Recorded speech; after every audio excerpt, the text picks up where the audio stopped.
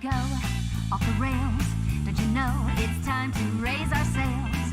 It's freedom like you never knew. 20 bags or a pass, say the word, I'll be there in a flash. You could say my hat is off to you.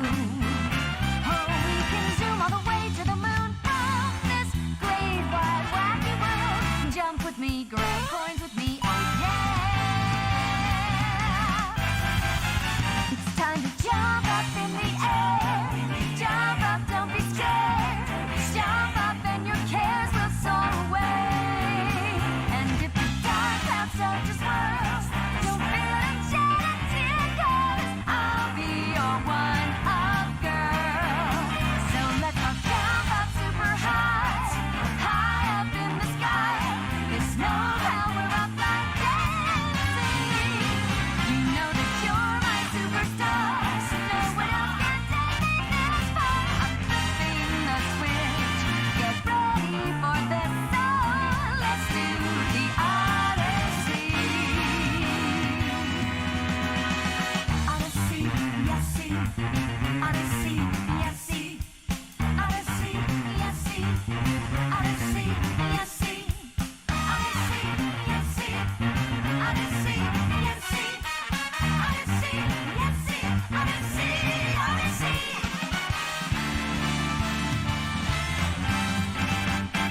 Spin the wheel, take a chance. Every journey starts a new romance. A new world's calling out to you. Take a turn off the path. Find a new addition to the cast. You know that any captain needs a crew. Take it in stride as you move side to side. They're just different points of view. Jump with me, grab coins with me, oh yeah. Come on and jump up in the air. Jump without a care. Jump up 'cause you know that I'll be there. And if you find you're short on choice, don't break us, don't forget that you're still a one-up boy. So go on, straighten up your cap. Let your toes begin to tap. This rhythm is a power shoe. Don't forget you're the superstar. No one else can make it this far. But go through that stash. Now you've got panache. Oh, let's do the Odyssey.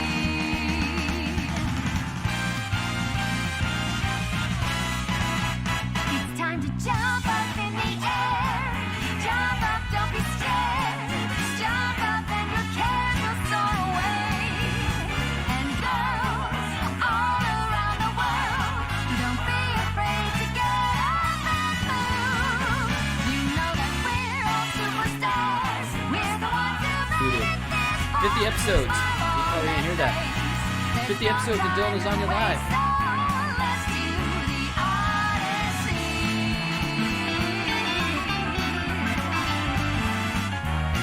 Oh yeah. It's honestly been an odyssey.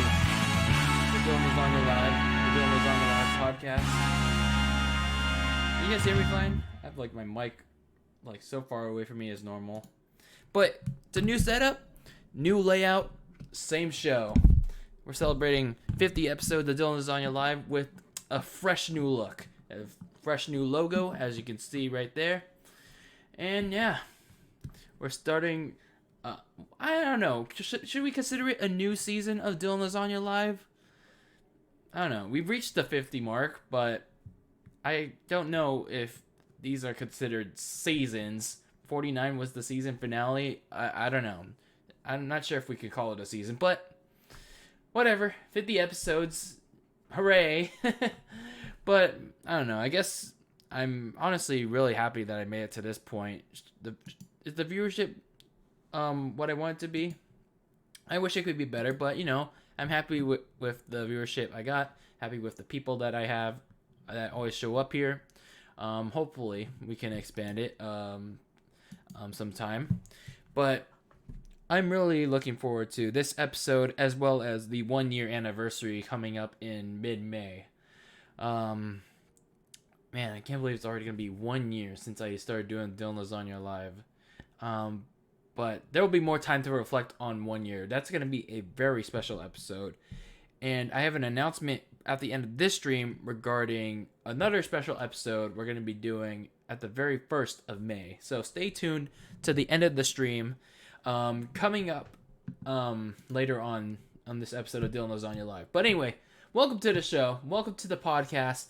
Welcome to this live stream podcast. This is Dylan Lasagna Live, the one show that has been happening for almost a year, where we talk about of a variety of topics. It isn't just news, pro wrestling, gaming, entertainment, anything that you could think of on this show. I mainly focus on pro wrestling and gaming because those are the two things that I'm mainly interested in. But we try to diversify it on here. I may talk about the NFL, the NBA, like those kind of sports, but I'm not like First Take.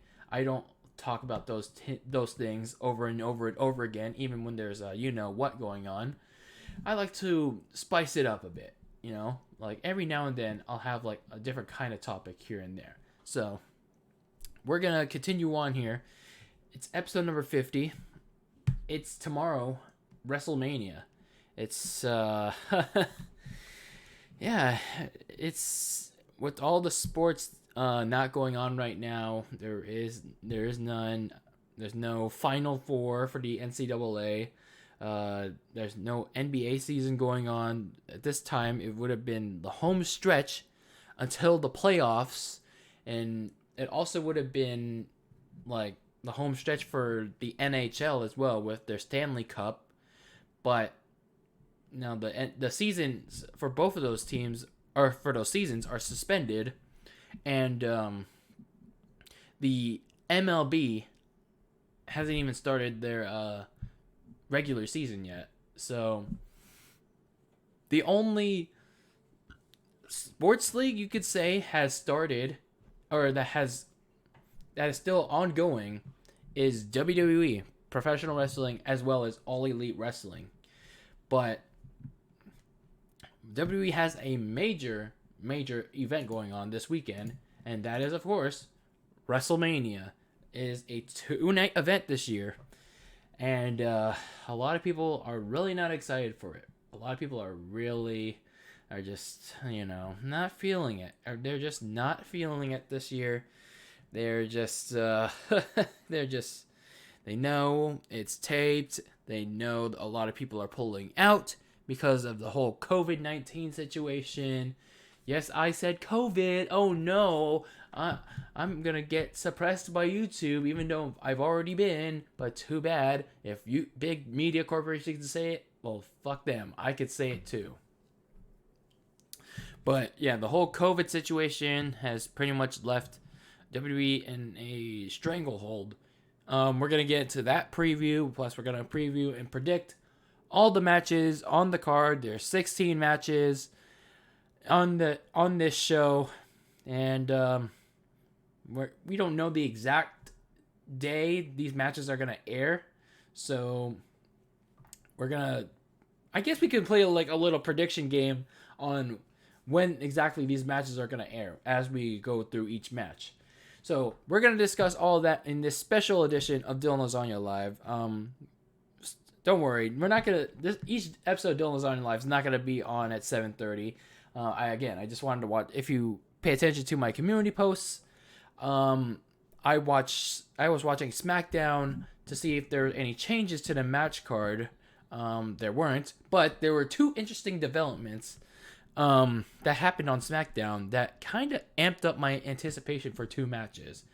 And then they showed off a replay of the Ric Flair versus Shawn Michaels match. So, sorry for a little bit of spoiler there, but in regards to the Ric Flair versus Shawn Michaels match, this is what WWE should have been doing. This is what WWE should have been doing with their replays, their little replaying of old matches. They shouldn't be showing all the crappy matches. No offense to the triple threat match from the 2015 Royal Rumble. That was pretty good. But it's WrestleMania season. They should be showing off the matches that actually were historic to that pay-per-view. Sure, some of it doesn't mean anything to like the matches that are actually happening at this year's Mania, but give people a reason to watch WrestleMania. This was kind of too little too late for that. With the Ric Flair versus Shawn Michaels match. They could have shown the Shawn Michaels versus Undertaker match from WrestleMania 25, or the WrestleMania 31 match where Seth Rollins cashed in Money in the Bank, or the Stone Cold Steve Austin versus Rock match from WrestleMania 17 or WrestleMania 19. Those matches were fire. And that if you want people to buy in on WrestleMania 36, or just give people a reason to like have that WrestleMania feel, give them those matches. Don't give them the Royal Rumble when they're just gonna air on FS1 anyway, or the match that pretty much ruined Asuka's career in WWE. Yeah, don't give them those kind of matches. Pokemon Gamer 95, he says, why does YouTube get mad over the COVID-19? All the people are aware, so why censor it? It's not like COVID, it is a curse or something. I don't know. Again, if big media people can say it, I don't know why YouTubers are so afraid of saying it. I don't know, demonetization, suppression of ads, suppression of views. I'm not afraid to say it. Yes, I am a monetized channel, but it's like I don't care about ads. They don't make me they don't make me anything. The only reason I do YouTube is because I love it. It's like I like pushing out content for you guys. Like some people that I look up to, I just like sometimes I can't stand them because they either have to censor themselves or they censor themselves and they don't say certain things because they're so scared of freaking YouTube's stupid like algorithm that, oh, I'm gonna get demonetized if I say this. Where's your First Amendment rights, people? First Amendment. But anyway, I don't want to go too deep into that right now because I want to get into this week's random tidbit. I don't want to go too deep into this as well. Yeah, it's same thing with the how I mentioned in yesterday's WWE Watch Along. They, because of music licensing and issues, like they had to like replace the theme songs and all that. So pretty much a similar situation what you're mentioning, Pokemon Gamer, with Undertaker's Ain't No Grave entrance.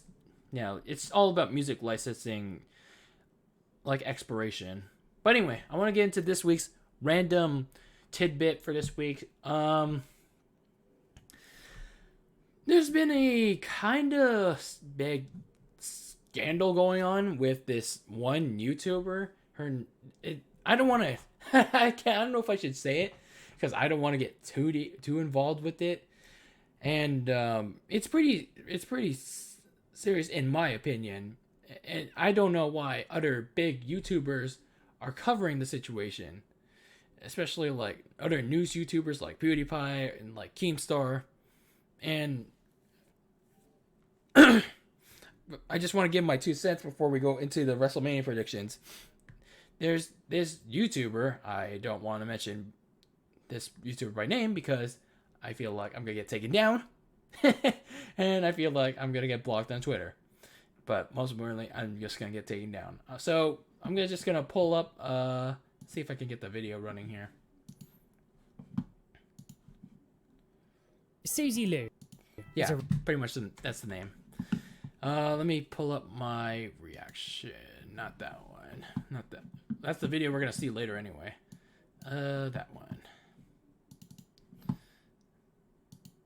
There it is. Okay, yeah, this person right here. Yes, save. This person right here. I don't know if you're familiar with this person, but this person does like she does like reactions of anime and she does gaming videos and like reactions to anime, but she doesn't do them in a transformative way. Like she does them, she has the reaction, but it's pretty like grayed out and she doesn't add anything to it. So if you compare that to my reaction videos, yeah, it's like I kind of learned these things from, you know, another certain YouTuber like Charmix. And yeah, people are gonna bash on me for Charmix too. Let me go back here. This YouTuber, this is where my learnings from the whole Charmix situation come back to you know, my memory. The whole, not just the whole reaction layout thing, but how I do my reactions now. The whole Charmix situation, like where people were claiming that I'm copying Charmix and all that. They're simply calling me out for his layout. But I also realized in that time that perhaps I'm not saying enough in my reactions too. But but also at the same time, it's just like maybe I was also not adding enough transformative content. Maybe the reason why I look up to Charmix somewhat is because like he adds stuff to the video, like pausing and all that stuff. That's why I do that as well. So it's considered fair use. You have to add it in order for a reaction video to be considered fair use. You have to add commentary, like new commentary to it. And sometimes I look at my reaction videos is my commentary when I pause during a video or when I react to something in the video, is it considered fair use? Some of it is, some of it isn't. And that's what's kind of concerning about my stuff too. But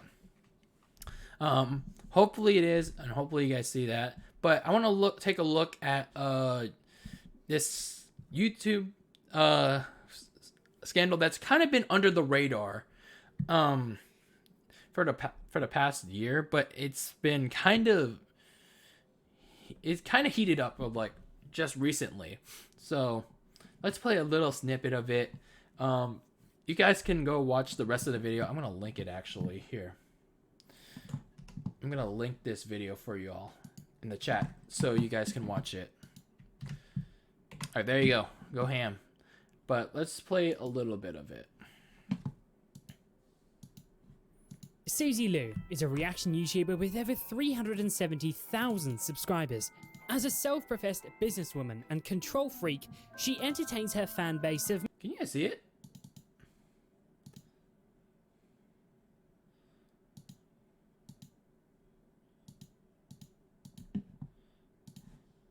mostly old. Oh, hold on. Let me try doing display capture. God damn it. Okay.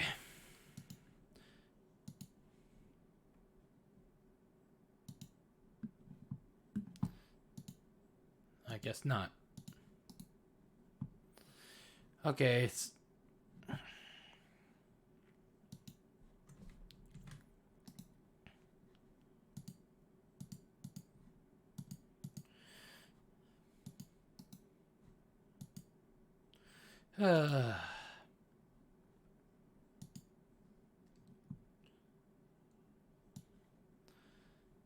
Sorry, y'all. I gotta do this.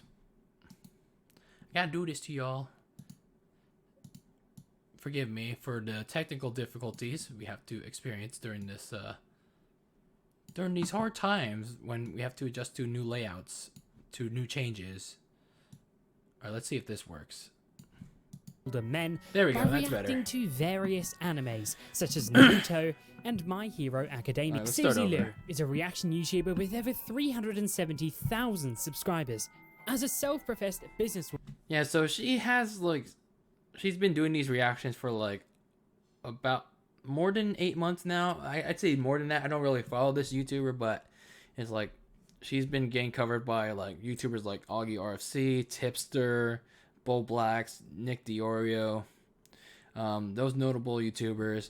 But unlike Charmix, she does like full-on anime reactions, as you'll see control here. freak, she entertains her fan base of mostly older men by reacting to various animes such as Naruto and My Hero Academia. She also does On the like surface, gaming her content stuff. is nothing to be too fussed about. Sure, it's lazy, uninspiring, and you wouldn't See there, it's like she does like anime reactions, but it's like, let's go to a section here, like skip this section. Where is it? Oh, here. to reactions, namely anime reactions. There's her reaction stuff. So with this in mind, let's take a look at Susie Lou's current content and see what high-tier stuff she's making recently.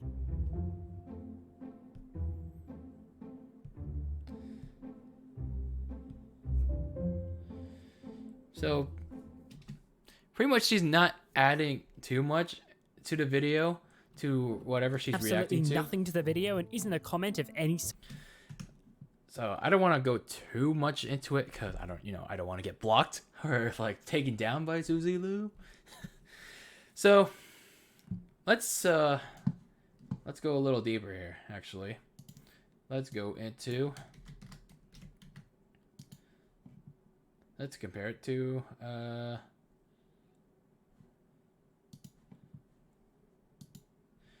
Let's compare it to my competitor that people like to bash me for.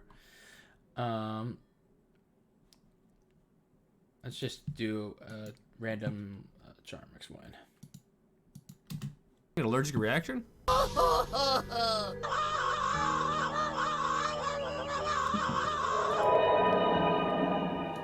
Say what? So this is a random Charmix video. We're just comparing this reaction to Susie Lou's. Look at all that toilet paper they have. Man, they're living the life of luxury right now, aren't they? So Charmix adds a little bit of commentary. What is that?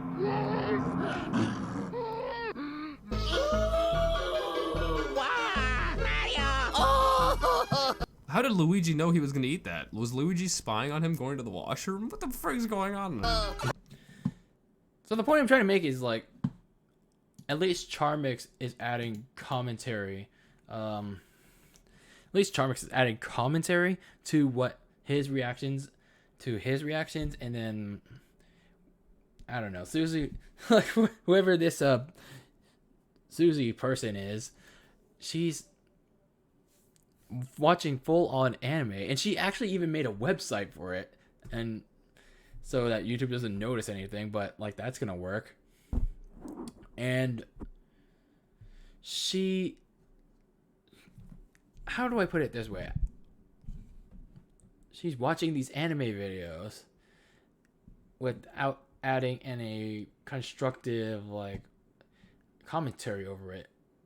Now you can make the argument that sometimes I fall under that trap, but again, this is where I learned some stuff from Charmix. That's why.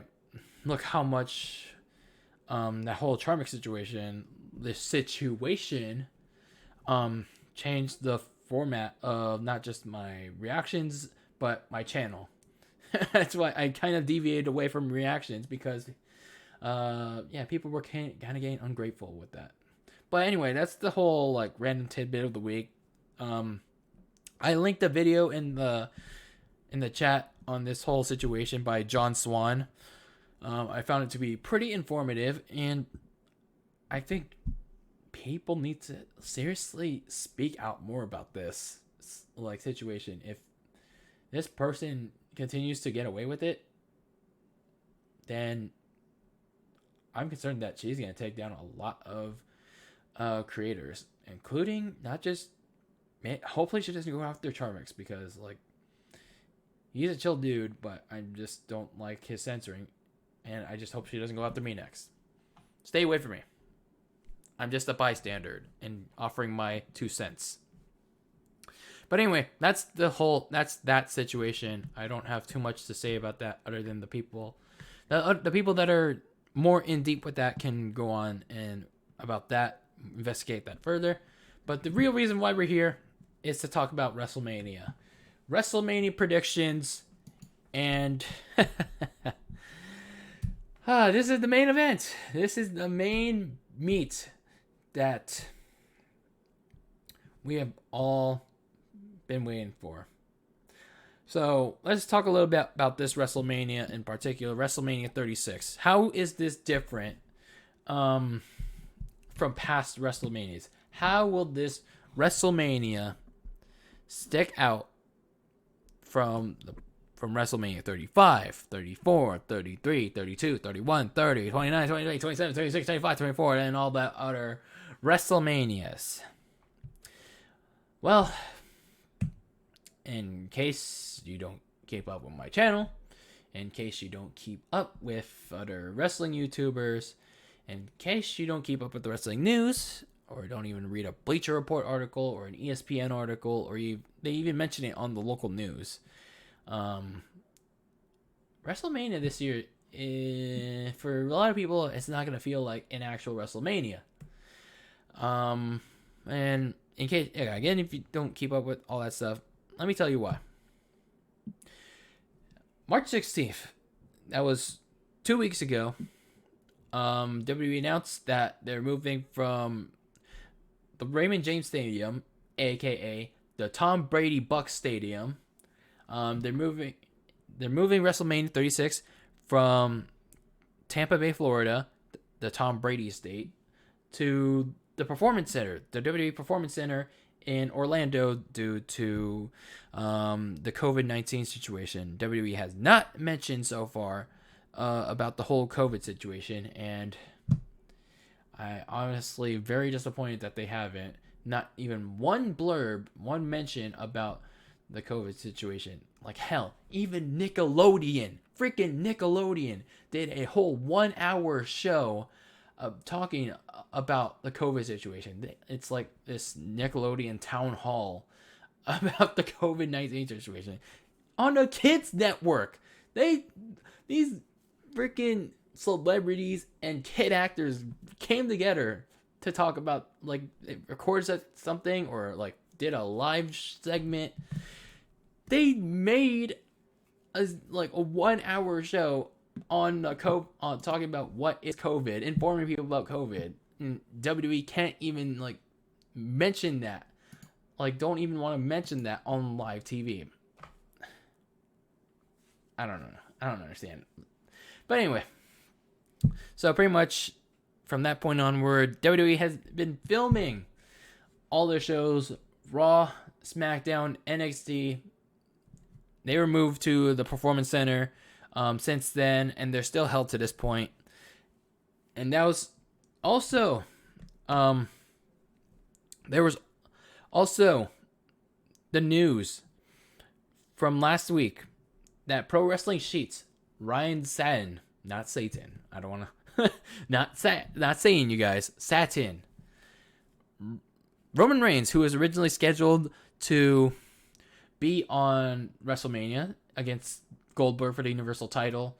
He was supposed to face him for the Universal title, but he pulled out due to concern for his for the COVID situation, and considering that he had a weakened immune system because he's a leukemia survivor. It was the right call for him. But then there's other people in the wrestling community that said Miz was sick, and that was led to his decision. Usos were unhappy. That's led to his decision. The Performance Center was a health hazard. That was another factor in his decision. We can argue all we want about that. You're smoking something.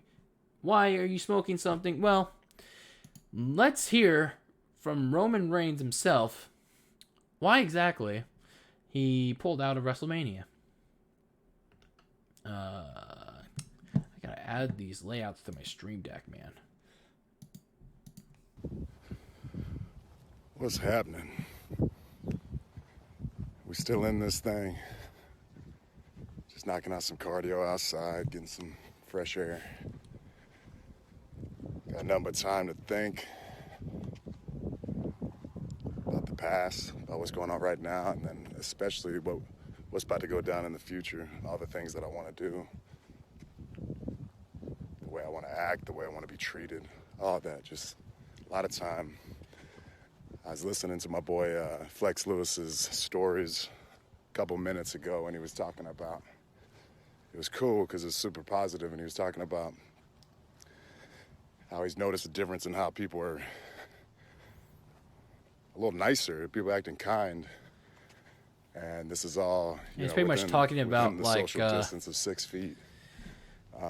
within, in real life. And we got to remember, I'm on it right now. Pretty much telling people to be holding the device grateful right now on the phone. for It's these not just first about few minutes. person to person. We have a bigger responsibility now. Roman's a with the wanted connectivity criminal. He went outside. of our phones and devices. That You gotta be low key. it's not about just being nice, to the people in front of your face. We got that responsibility to treat each other, others across the world. So I know it's cool to hate. Negativity's easy, and hell, sometimes it gets a pop.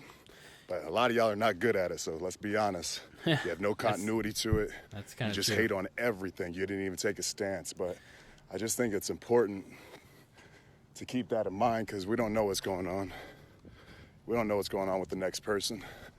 A lot of stuff could be in their head, having a bad day, and you could be the straw to break that camel's back. So I just think it's important that we take this time to work on each other and just how to be kind to each other, man. It's nice to be nice, man. It's good to be positive. Enthusiasm is the force that creates momentum. And I think especially right now, that's exactly what we need, is momentum to go forward, the courage to go forward, to better ourselves. So I just think with all this downtime, just be better, man. Take the time to think about how you want to be treated. Already know what's going on. It's all over the news. Oh, the there. dirt Here sheets, we go. whatever Here's you the wanna part call where he them, talks about the pulling out of that I Mania. pulled out of WrestleMania. And it's funny because, for years now, man, years, people are like, don't show up to WrestleMania. We don't want you in it. You know what I mean? There's a nice handful of dudes and haters that didn't want me there. But the moment I make a choice for me and my family, I'm a coward, I'm a sissy, a lot of, a lot of different things that I am now. Wait. People actually called Roman a pussy? Come on, people. People actually called Roman a pussy for pulling out of WrestleMania for his family's for his well-being, for his family's well-being. Y'all, you smarks are something else, man. It's like over a fucking pro wrestler, over a fucking fake sport. But you don't know the whole story. All you know is what you think. Oh, well, his health and this and that, but you don't know what else is going on in my life. You don't know if I have newborns. You don't know if I have family in my household, older family. So yeah, just like the old saying, man, go and flip that cover open and read a few pages. Get into a few chapters before you really start running your mouth. And just take this time to better yourself, be present, and make the most out of this. Because if we can't grow in a time like this, I don't think we have a chance, man. This is the most downtime I've ever seen in my life. So I just challenge everybody, and I'm taking the steps right there with you. Perspective of why I want something or why I might be jealous of something, and then I put it in my grind, driving negativity to anybody else. So, man, Trying to better see if habits, it says anything else. but it regarding can't just the be Mania. about cleanliness. We got to be clean inside. Hold on. And hopefully we're going to come out way better, man. For all my fans, I'm sorry. It doesn't take any... I don't think he says anything else about this, so yeah, pretty powerful stuff from Roman Reigns. Really, people were calling him a pussy for pulling out. He mentioned how he had newborns. He had mentioned how he had family in his house. Yeah, people in the IWC were mentioning there's multiple perspectives on why Roman Reigns pulled out of this match. It could be the performance center, or it could be from the Miz getting sick, or how he didn't want to do the match with Goldberg. What about the personal shit? What about what's going on in his life? Are you people not willing to admit that Roman Reigns has a personal family, or he has a condition? People. You people are some sick, twisted mofos. But anyway, I don't want to get too deep into that because there's some other things that have to be mentioned about WrestleMania. Because other matches had to be changed due to stars showing concern about the corona, or they just got injured. Like Andrade, he got injured last week on Raw. He injured his ribs during a tag team match that I wasn't too interested. Andrade was originally supposed to face Rey Mysterio, Angel Garza, and Humberto Carrillo for the U.S. title. And then Dana Brooke was also supposed to be in the six-pack challenge for the SmackDown Women's title, but obviously that match turned into a fatal 5-way, and because Dana Brooke, along with Rey Mysterio, they're currently in quarantine for showing COVID-19 symptoms. So they're currently in quarantine. Apparently, The Miz and Roman Reigns were at the tapings, but they didn't work them. It was reported by multiple outlets that The Miz was sick when he reported to the tapings, which upset the Usos. But as seen on tonight's SmackDown, The Miz looked fine. But then again, those SmackDown tapings that aired tonight were prior to WrestleMania, the WrestleMania one. So again, I'll talk about this later, but we don't know if The Miz worked. We don't know if The Miz worked WrestleMania, so we'll find out either tomorrow or Sunday. We'll see.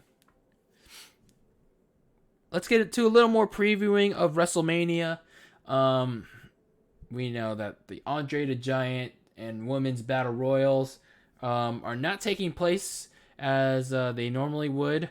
But can we be honest here? Do these matches make anyone relevant? I don't think so. I don't think so. It's just a way for people to get on the card. And that's something I don't like.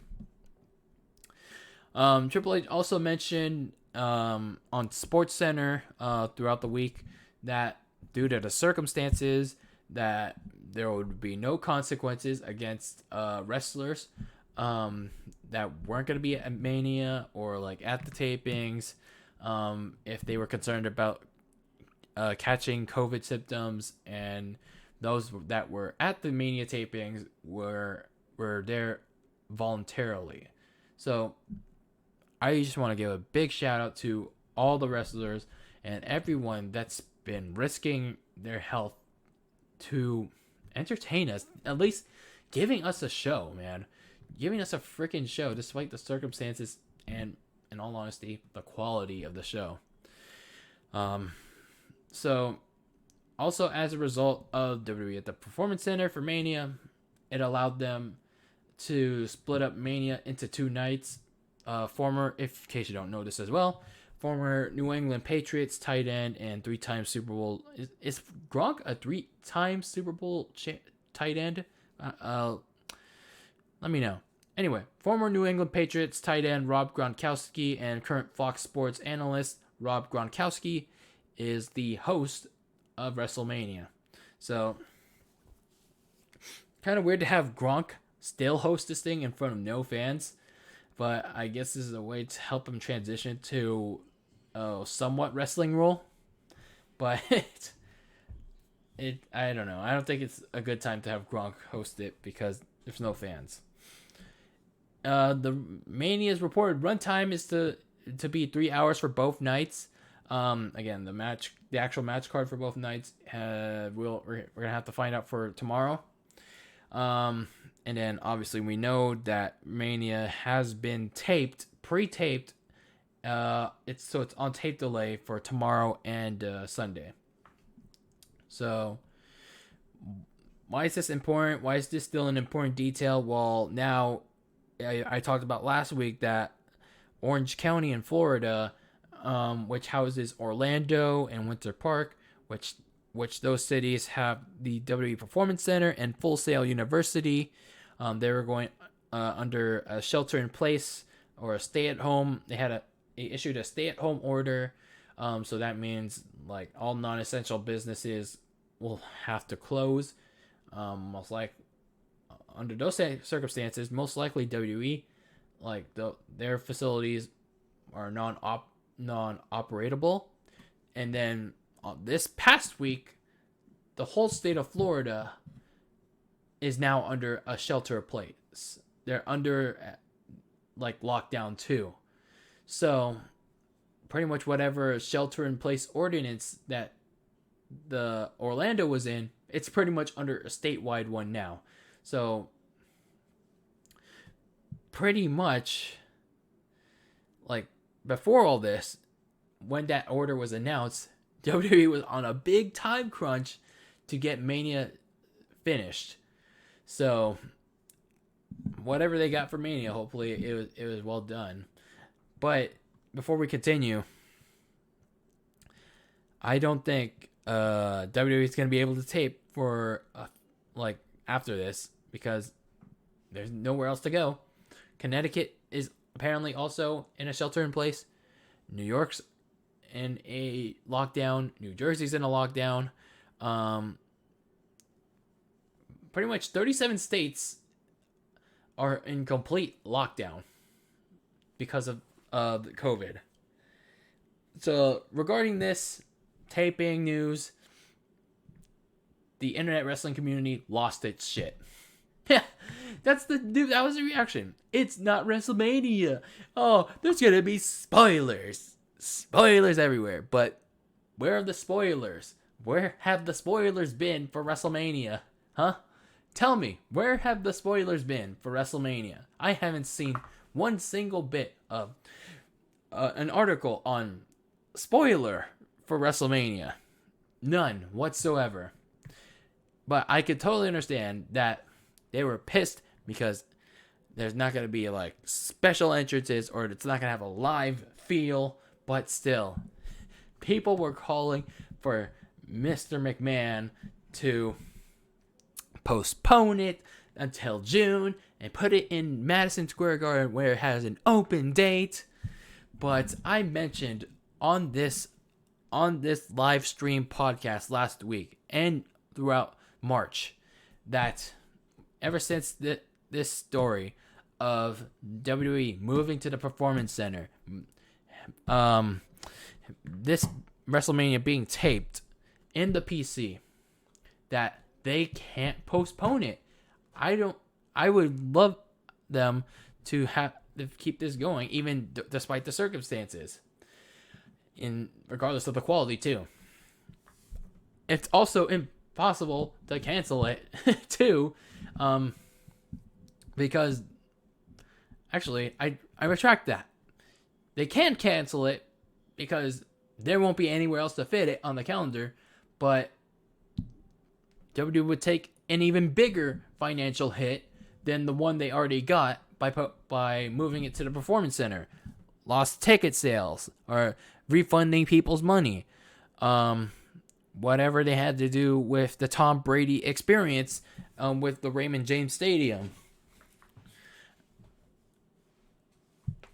Rescheduling it and postponing it to a new stadium or a new arena is not as simple as you think. Do I have to go over this again?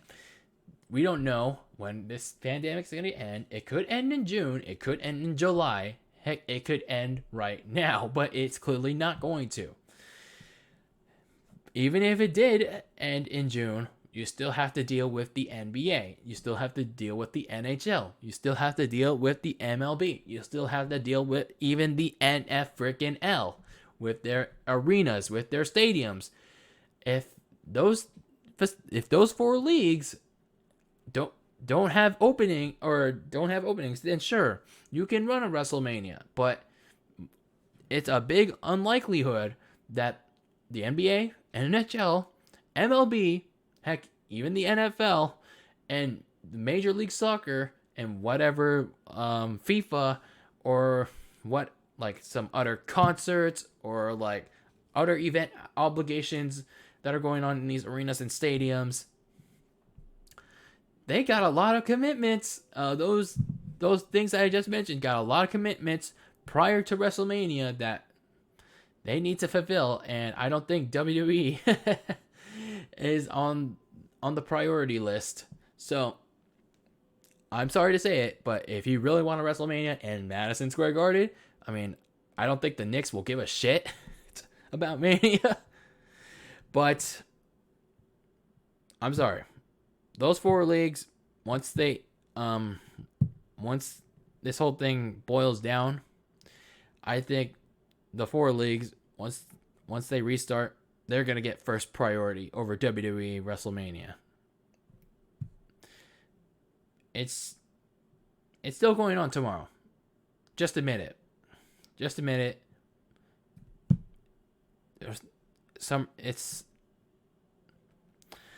SummerSlam is your WrestleMania.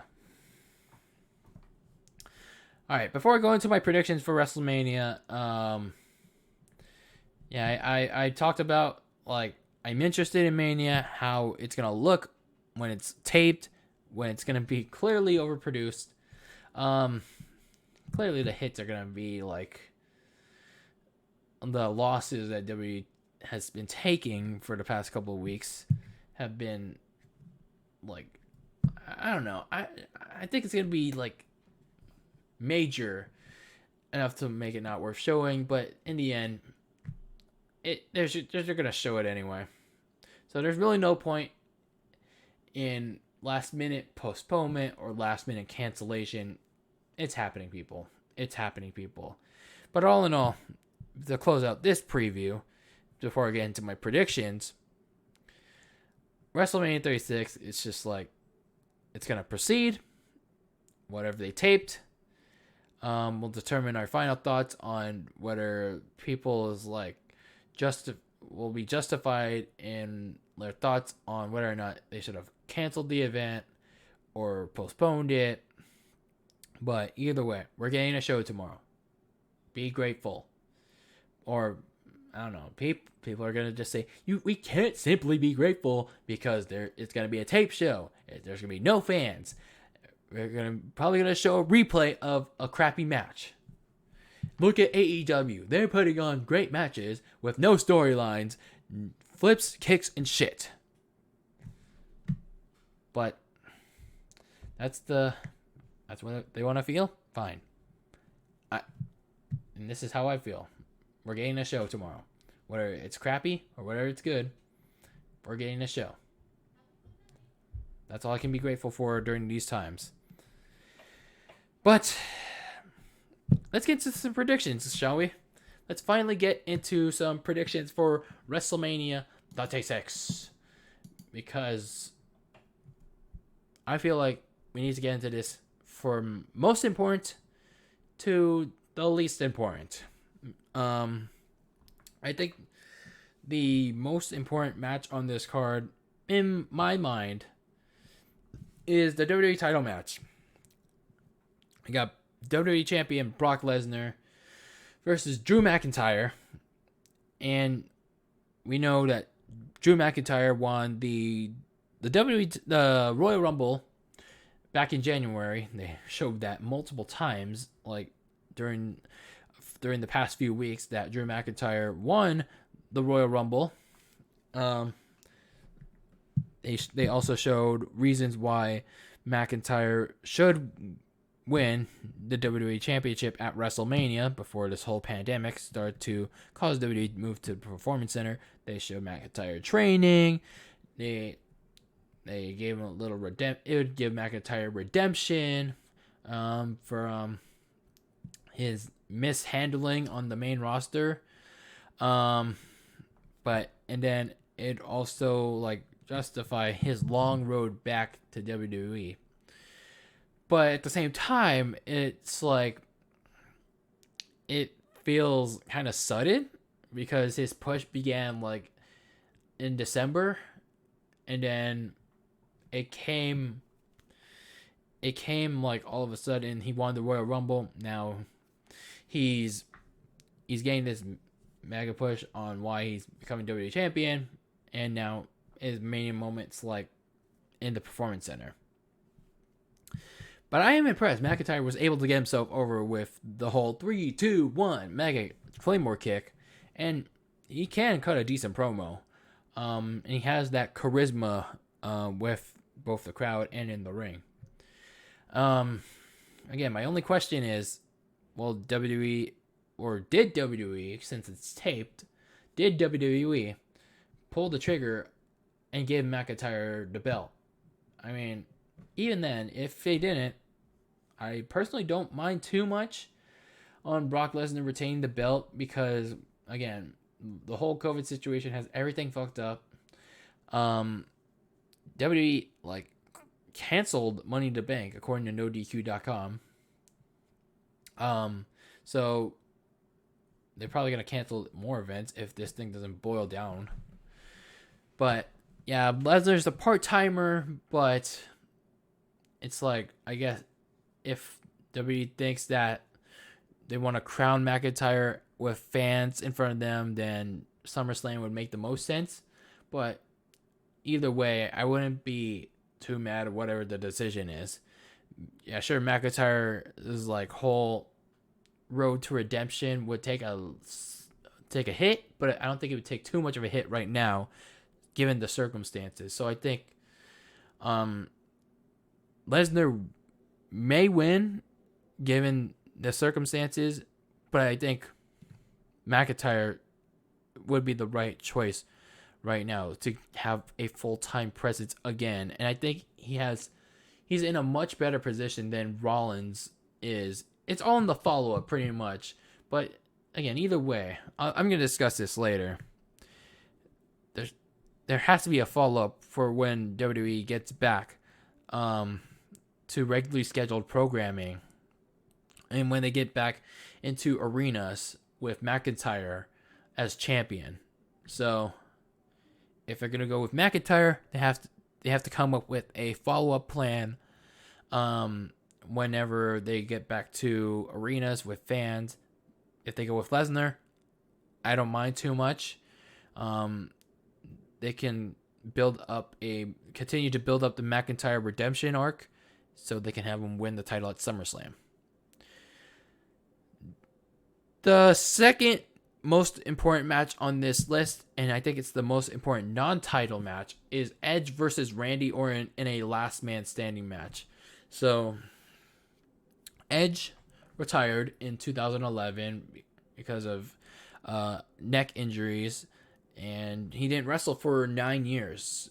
And then I was so shook that he returned in the 2020 Royal Rumble match, and this was something I did not expect at all. It's like, I thought Edge shouldn't wrestle out of concern for his injuries. He might get paralyzed. This is why Steve Austin never ever wants to wrestle again. But Edge in that Royal Rumble match, in the time that he was in, he looked pretty damn good.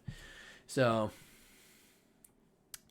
now you get the next night after that, Randy Orton attacks him, puts him out of commission again with the Concerto.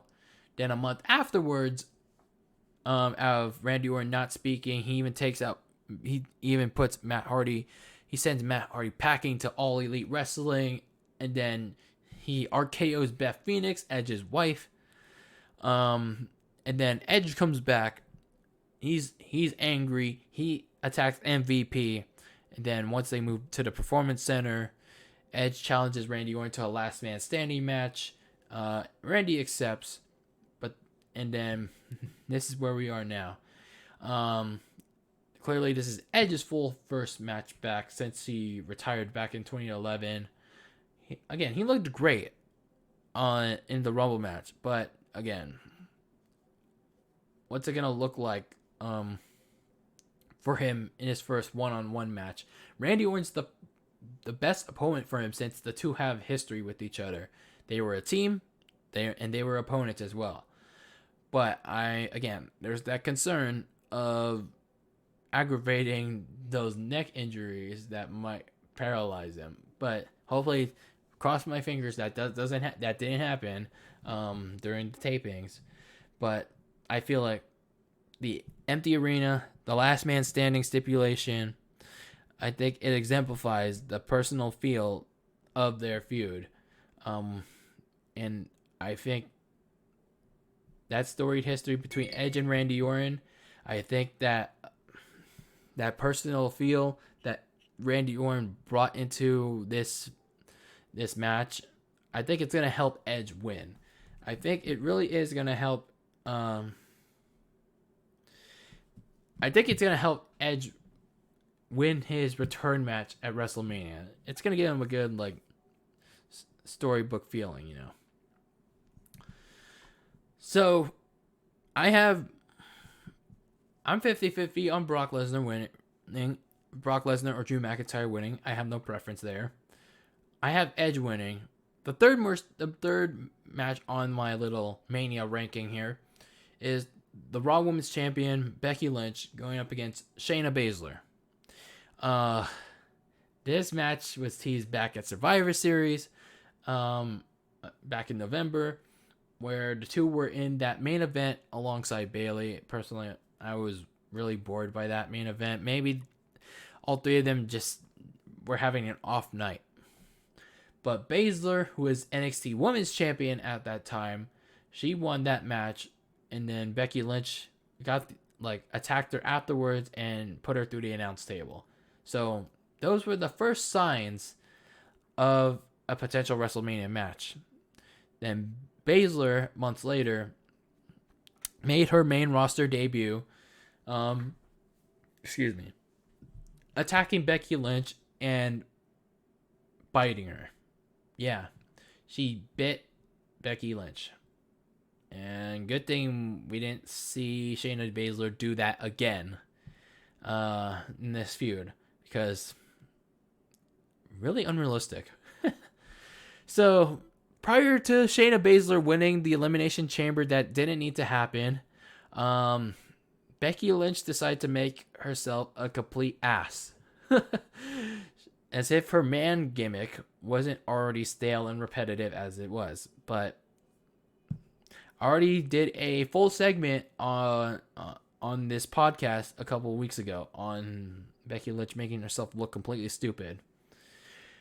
She started wearing Minecraft shades. Then on the Raw before Elimination Chamber, hence that was the whole reason that whole segment of an episode existed a month ago, where Becky Lynch raided Conor McGregor's closet, stole his large bathrobe, and she raided the commentary desk and stole Jerry the King Lawler's crown, and then pandered around with it, with the Raw Women's title, pandered around with the stolen wardrobe, and made herself look like a complete idiot before she decided to get all serious when Shayna Baszler won the Elimination Chamber match. I'm like, now you get serious because Shayna Baszler won the Elimination Chamber match. It's like the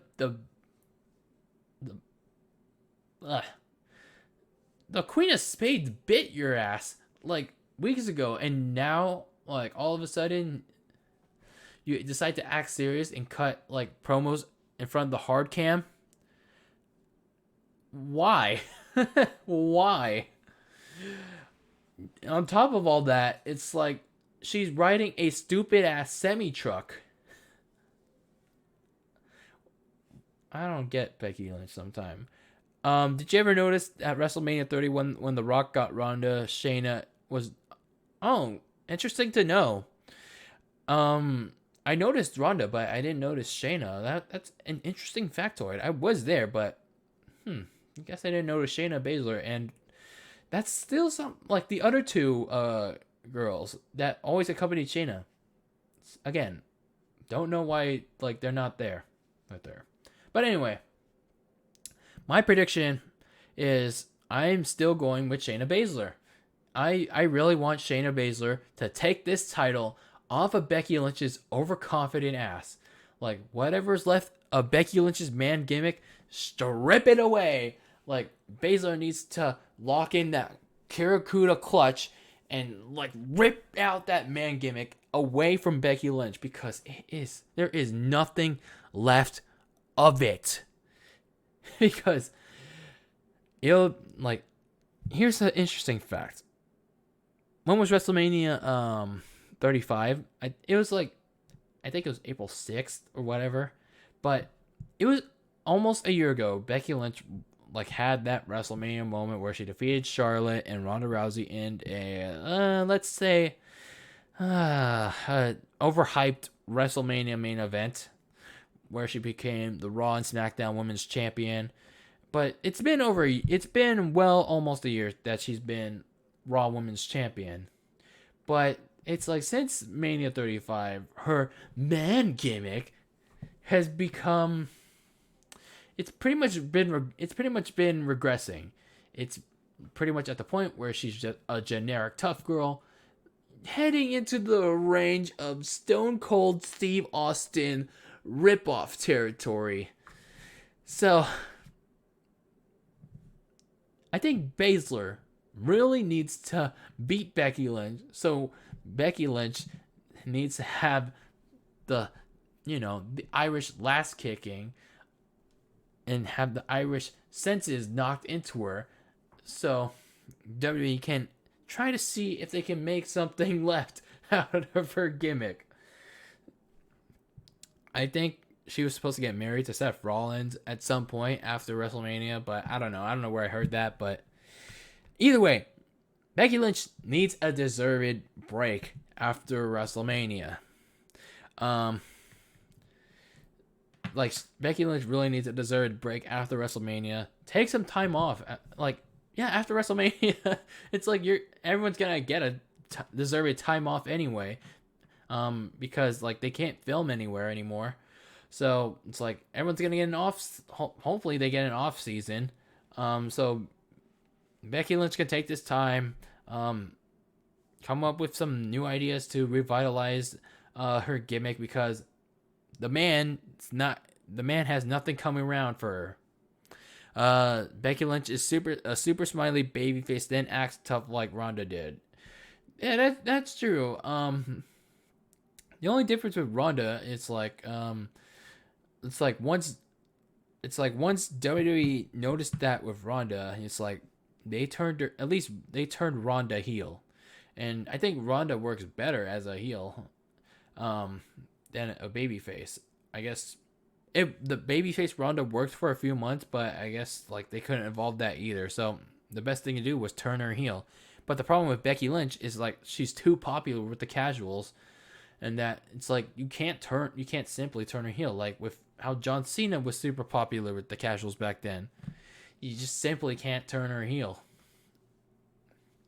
But I predict that Shayna Baszler wins the Raw Women's title. No, dominates. She dominates Becky Lynch at WrestleMania, whether it's tomorrow or Sunday. I think this match is gonna happen Sunday. I don't know. I'd say Sunday. Next up, you got NXT Women's Champion Rhea Ripley going up against Charlotte Flair. This is the first time an NXT Championship is going to be defended at WrestleMania. And deservedly so. NXT needs that brand recognition for like a lot of casual fans because they are losing that Wednesday Night Wars against AEW. But then again, only those diehards care about the Wednesday Night Wars. Why can't we like both? Why can't we like both, y'all? But anyway, it's not the best built women's match on the card. That goes to a slight edge. Becky Lynch and Shayna Baszler, but only very slightly. It's gonna be a significant. This match is going to be a very significant one for Rhea Ripley. I think that I'm going to give my prediction here already because Rhea Ripley needs to be booked to win this match. I hope they booked Ripley to win this match. Rhea Ripley, ever since like coming up to NXT, like main NXT, she has been the face of that division. Since coming there, she rose the ranks. She rose the ranks of the Sweetie Goody Two Shoes back in 2017 during the initial Mae Young Classic. Then she changed her look. In the next one, then like in 2019, she became the first NXT UK Women's Champion. Then by September, she was in main NXT in the main NXT, and then she's now the NXT Women's Champion. She's the face of that women's division, of a very strong women's division. What is this message? Interesting. Vince whispers to Becky before her entrance, "Show your pearly whites and smile." I don't know. I probably don't think that they're gonna do that with Becky, but it would be kind of cringy if they did. Charlotte Flair, on the other hand, it's been clear in these WrestleMania matches, aside from WrestleMania 32 and 34, that she's simply there just to elevate other talent. And Ripley needs to be one of those talent that Charlotte elevates and not buries. Like with Asuka. Like, Asuka was one of the hottest women's wrestlers. I don't mean in that way, but she was one of the rising stars that still had an undefeated streak, but then it all came crashing down at WrestleMania 34 when she unnecessarily lost not just the women's championship, but her undefeated streak to freaking Charlotte Flair. That all came crashing down 2 years ago. And WWE had the audacity to show that again a couple weeks ago on SmackDown. For reasons. Oh, no. It was on Raw. Like a week or two ago. My bad. But obviously, Charlotte Flair's in this position because, well, one, WWE likes blondes. Two, WWE likes Flairs. No disrespect to Ric Flair, but they like her daughter. And three, they want to make up for last year. Why are they trying to make up for last year? Well, let's see. Becky Lynch won the Royal Rumble when she wasn't supposed to. That spot was originally supposed to go to Charlotte Flair. Now, since Becky Lynch won that Royal Rumble from 2019, they want to give that spot to Charlotte, and here we are. But what would an NXT Women's title run, like, how would that benefit Charlotte Flair in 2020? It's simple. It wouldn't. It would help the ratings for NXT because it gives a recognizable name, but why does the NXT Women's division need it?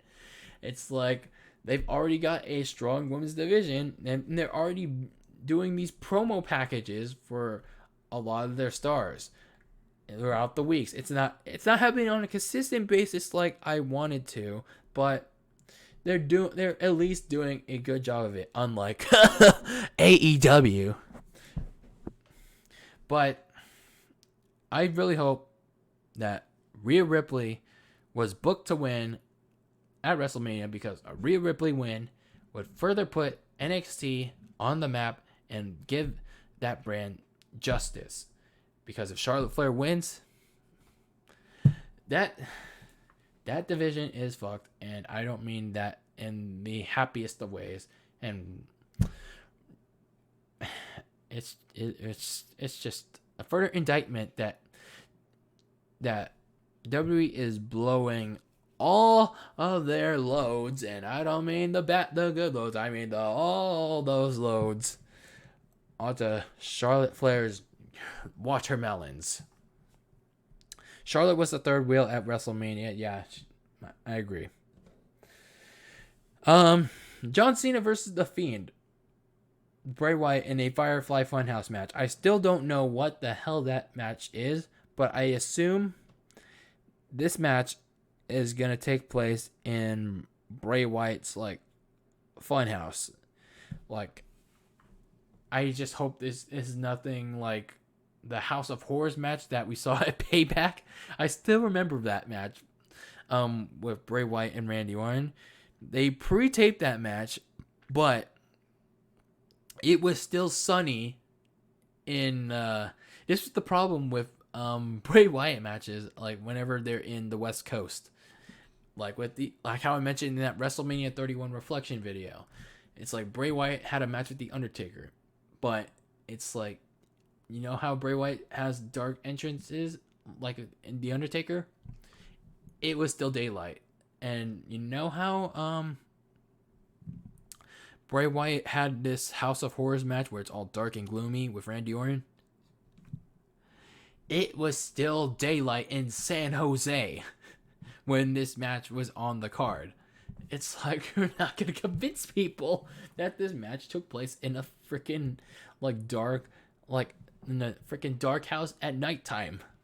And it's like, I think they were rolling up in the arena when it was still daylight when the match continued. Like, let's not, I don't know. Let's just not go into that. So I'm not sure how this is going to work, but hopefully it works better than, whatever that mess of a House of Horrors was. But last time these two met, last time John Cena and Bray Wyatt met, that was at WrestleMania 30. John Cena beat Bray Wyatt while Wyatt still had the Wyatt family, when Eric Rowan was still there, and when Luke Harper, when Luke Harper was still in WWE. So obviously 6 years later, things have clearly changed. Wyatt is now a split personality. He's this deranged kids show host, and then he has the sinister fiend alter ego. And then John Cena is not in the WWE as much now. He's a success. He's having a successful Hollywood career. So again, he doesn't have much like time with the WWE now, and is back for one more WrestleMania match. So like the night after Super Showdown, John Cena cuts a promo.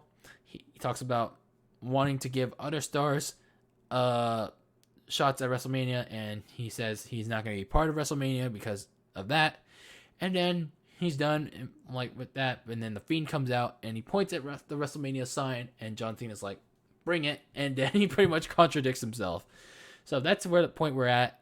And then like a couple weeks later, Bray Wyatt like gives some meaning to this match, like how it means a lot to him than it means to everyone else, because he blames the Mania loss on John Cena because it completely broke Bray Wyatt. But then ever since he found the Fiend in himself, and it helped him recover from that loss. But beating him at Mania, having the Fiend beat Cena at Mania, will completely help him recover.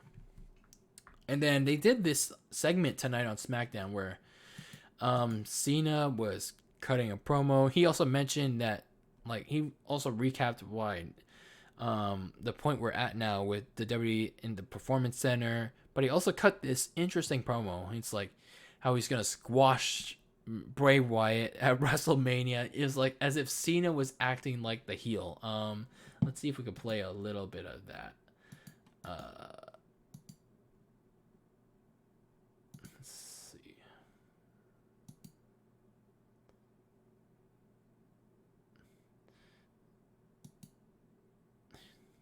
Let's see if we can play a little bit of this.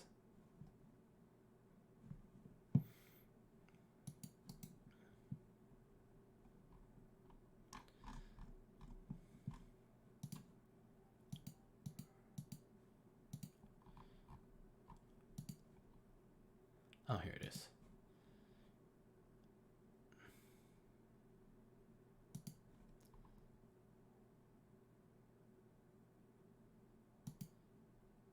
Uncertainty. The Fiend has dominated the WWE landscape with uncertainty, fear, and panic. And here we are, on the eve of WrestleMania, all of us staring into the uncertain,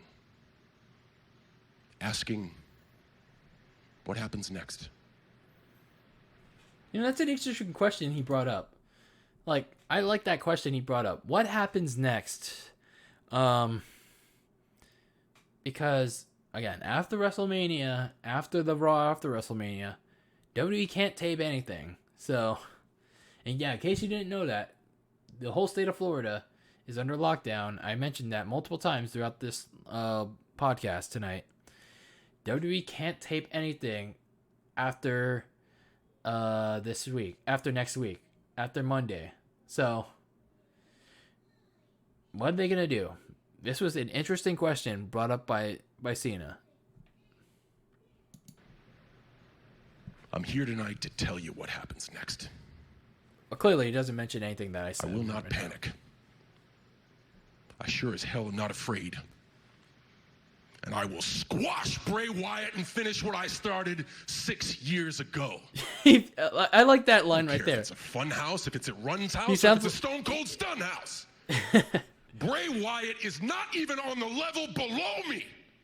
I like this promo right here. He sounds like a heel right here. Anyone who knows who I am, who knows what's in here and knows what I'm capable of, realizes that a poor man's version of a bootleg Mr. Rogers doesn't stand a chance.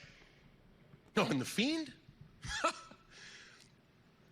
Am I actually supposed to be afraid of a guy who dresses up like the overfed sex child of Wiz Khalifa and the WB Frog? Please. Goldberg exposed that the Fiend has weakness.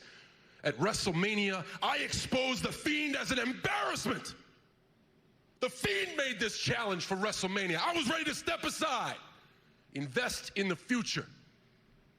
But the Fiend made this challenge. And to make matters worse, he has tried to give himself every advantage. He has asked for his match, on his turf, on his terms. And he is still gonna get his ass kicked.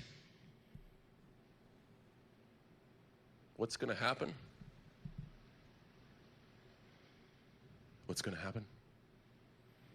Bray Wyatt, as far as your ridiculous challenge at WrestleMania, I accept. See, I like this kind of promo from Cena. He sounds more overconfident as usual. He's kind of like squashing Bray Wyatt. He thinks that he's below his level. Like, I think at this point in Cena's career, he's just like, he doesn't like. He's like the big generational talent that people think, or that he thinks that no one will be able to get over him. Like, it's just, this was a very strong promo, like, to sell people onto this match, and I liked it. I really liked this promo from him. So my prediction is still for Bray Wyatt to get his win back for Mania, and whatever this Firefly Funhouse thing is, it's clearly going to be a however produced thing it's going to be. But if Cena does end up winning this thing, I don't think Wyatt's going to recover from it, because the Fiend, consider this, the Fiend already lost to Goldberg, and while this match doesn't carry too much meaning for a lot of fans, it carries a lot for Bray Wyatt, because if he loses this match, oh god. So at least Bray Wyatt was able to add some meaning to this match, but he needs to win it. He needs to be booked to win this match, and I think he will, whenever it's tomorrow or whenever it's Sunday. So Bray Wyatt is going to get his win back against John Cena at WrestleMania. Next up, we got The Undertaker versus AJ Styles in another match that I still don't get, in a Boneyard match. Now, I will give WWE some credit here. Had this match taken place in the Tom Brady Pirate Stadium, this match would have been a disaster. But out of all the matches that have been taped, that have been added to the card, I think this match, Undertaker vs. AJ Styles, I think this will benefit most from being at whatever location it's gonna take place at and being pre-taped. So this match came about when AJ Styles started taking shots at Undertaker's wife Michelle McCool. But Undertaker, AJ Styles started calling himself the greatest of all time, the greatest WrestleMania legend of all time. And then Undertaker cost AJ Styles that 2 trophy, and then his match against Aleister Black at Elimination Chamber. That's what led to AJ Styles taking aim at Michelle McCool. And then on the first Performance Center edition of Raw, Undertaker attacked the OC during the contract signing. But Undertaker was dressed in a hybrid of the Dead Man and Big Evil, more so Big Evil. That time during the American Badass gimmick of Biker Taker. So we reached the point where AJ Styles challenges the Undertaker to a Boneyard match, which presumably is a buried alive match. But I guess you can't say buried alive because given the circumstances and it's not PG. I don't know. And then you got Undertaker taking shots at AJ Styles for not coming to WWE sooner, not hanging with the best like Steve Austin, The Rock, Cena. Cena had matches with AJ Styles or The Undertaker. And then he also said that Michelle McCool does a better Styles Clash, the Faith Breaker, for all of you that remember Michelle McCool. But in regards to the match, I think this could go one or two ways. Again, this is one of those matches that can have multiple endings, like with Brock Lesnar and Drew McIntyre.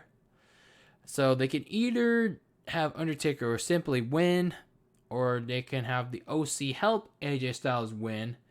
And then if this is like a buried alive match, similar to what Kane did at Survivor Series in 2003, Undertaker's Dead Man gimmick can get buried, and the Biker Taker can come back, because we haven't seen that in a while. But I don't know. Well, this can go either way, but those are my predictions for that match. It can go one or two ways. Otis versus Dolph Ziggler. I think this is one of the underrated storylines going to Mania. I think this and Edge versus Randy Orton is the two storylines that are worthy of a WrestleMania match, because this one was well built over time. This is one that the crowd was really invested in before the whole COVID situation. And unfortunately, this is also one of those matches that needs a crowd reaction, as exemplified by what happened tonight on SmackDown. So in case you're watching SmackDown right now on the West Coast, but if you watched it already, you'll know what happened. But if you're still watching SmackDown here on the West Coast, you're about to be spoiled. I mean, I'm on the West Coast, but it's like I was able to watch SmackDown already. So Otis started this romantic storyline with Mandy Rose. So Otis had like this romantic feeling for Mandy by the end of 2019. It started off slow. It was also a thing that people brushed off, but it's like over time, Otis's like personality, Otis's like charisma, was able to like get people over with the storyline. Actually bought people into it, and then Otis even saved Mandy from elimination like once during the Royal Rumble. He couldn't save him another time, but it was a good Royal Rumble moment. No doubt about.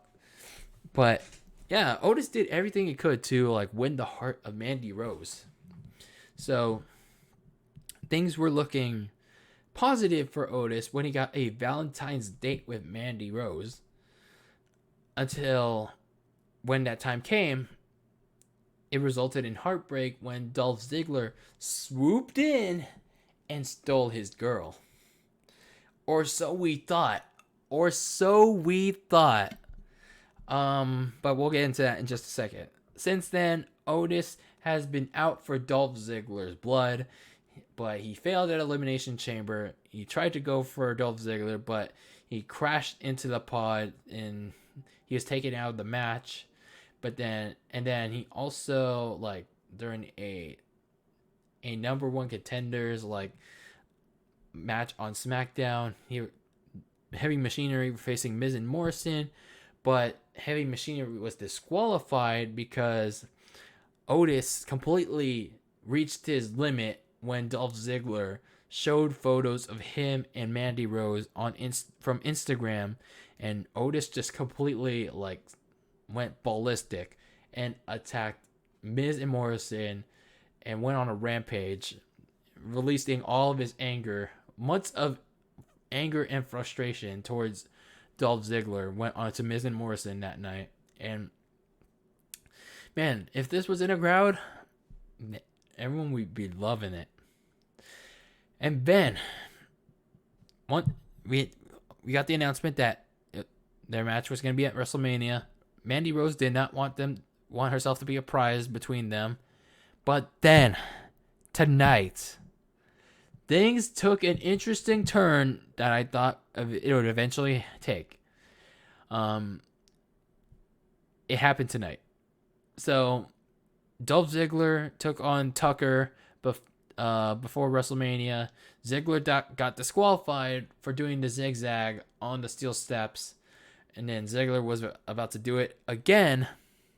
But Mandy Rose stopped him, and then Otis came out just in time, just to save Tucker from further punishment.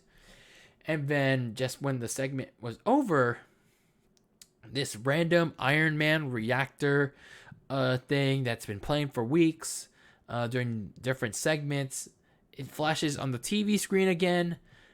This time there's actual text that says the truth will be heard. And then it showed what appears to be a man behind like those Iron Man reactor like interruptions that's been happening on the TV screens. It shows a mystery man like in a hood, and he's behind like a bunch of computer screens, so clearly a hacker.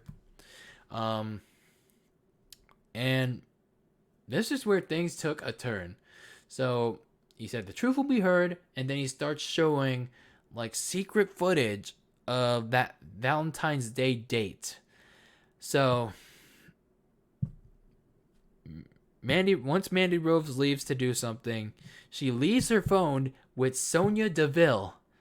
And then, as I expected, as I thought would happen, but I was kind of in denial of it happening, Sonya Deville sends a text to Otis saying, "Sorry, I can't make it."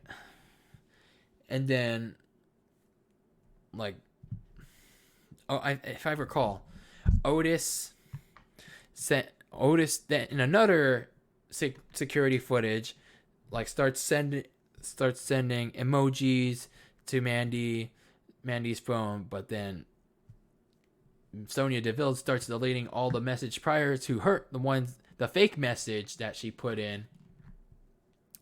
And then it's the last security footage that is shown is Sonya Deville plotting with Dolph Ziggler to keep Otis away from Mandy Rose. And ladies and gentlemen, Fire and Desire is no more.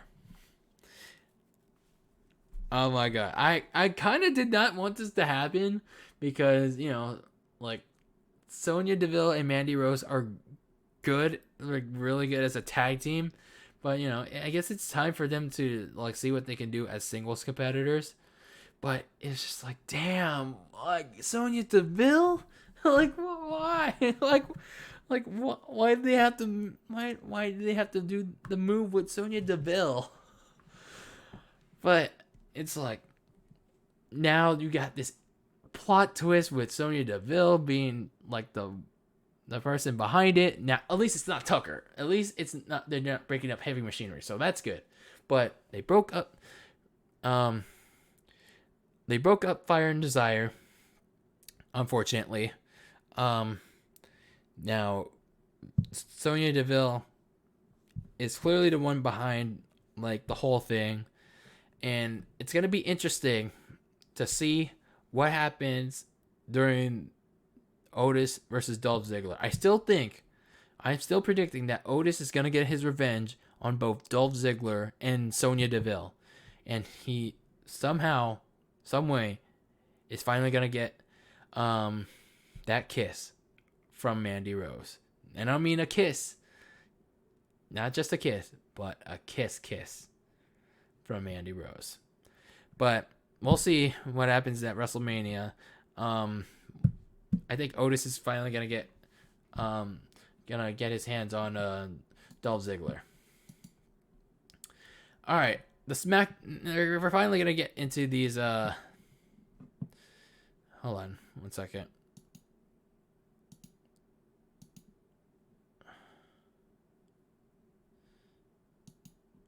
WrestleMania finish. We're not. No, I'm not. I'm not that one person that gives WrestleMania spoilers.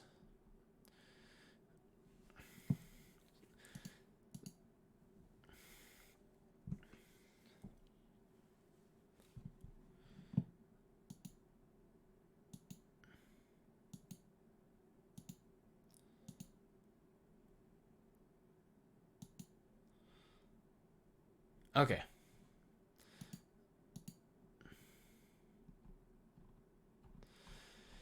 All right.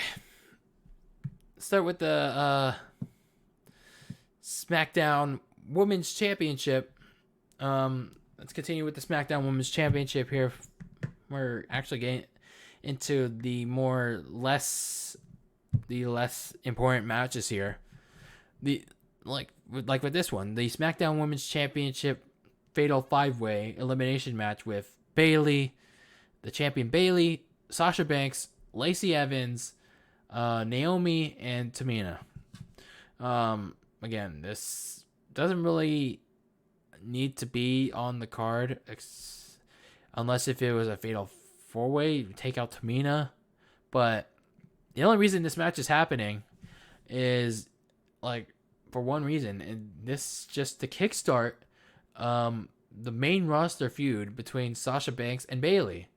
I feel like this notion of Bayley versus Sasha Banks should be happening this weekend, but if this reports that WWE thought it was too soon to happen, like to build it up in a month for true, then I can honestly relate. I can agree with them.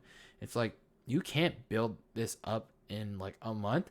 It's like even if you can build it up in 2 months, you still can't do it. It's like, but I just think that having this match come down to Bayley and Sasha Banks, where they have to pin one or the other, it's going to come down to that. And whether it's Sasha Banks becoming the new champion or Bayley retaining through some means, it's gonna get fugly. It's gonna get fugly. So it's gonna come down to Sasha Banks and Bayley, and I can't tell if it's gonna be Sasha Banks winning the title. I think it'll be too soon for that.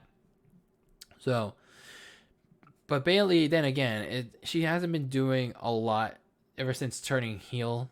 She's been like Becky Lynch, but a lot worse with their heel gimmick. A lot worse. Bayley's been doing a lot worse with her heel gimmick. It's pretty much she's been the same since she as a face. There's no difference with Bayley. So I just predict that it's gonna come down to Sasha Banks and Bayley, and whoever wins, it's gonna kickstart Bayley versus Sasha Banks on the main roster. My other question is though, it's like, why is Tamina in this match? Now I get that Carmella is not there because I guess that she and Corey Graves don't want to like go outside because of COVID, which is fine. But in all honesty, Tamina hasn't done anything in like 2 years or 1 or 2 years. So it's like, why is she in here? I don't know. All right, Kevin Owens versus Seth Rollins. This is actually a feud that has been going on for like a few months now, but it hasn't really picked up steam lately. It hasn't really picked up steam at all, actually. So they start feuding after Survivor Series. Seth Rollins and Kevin Owens were on Team Raw, but they lose to SmackDown, and Rollins the next night criticizes Raw for their performances. So pretty much Rollins goes back to being a heel, and then he pretty much blasts the whole crowd too.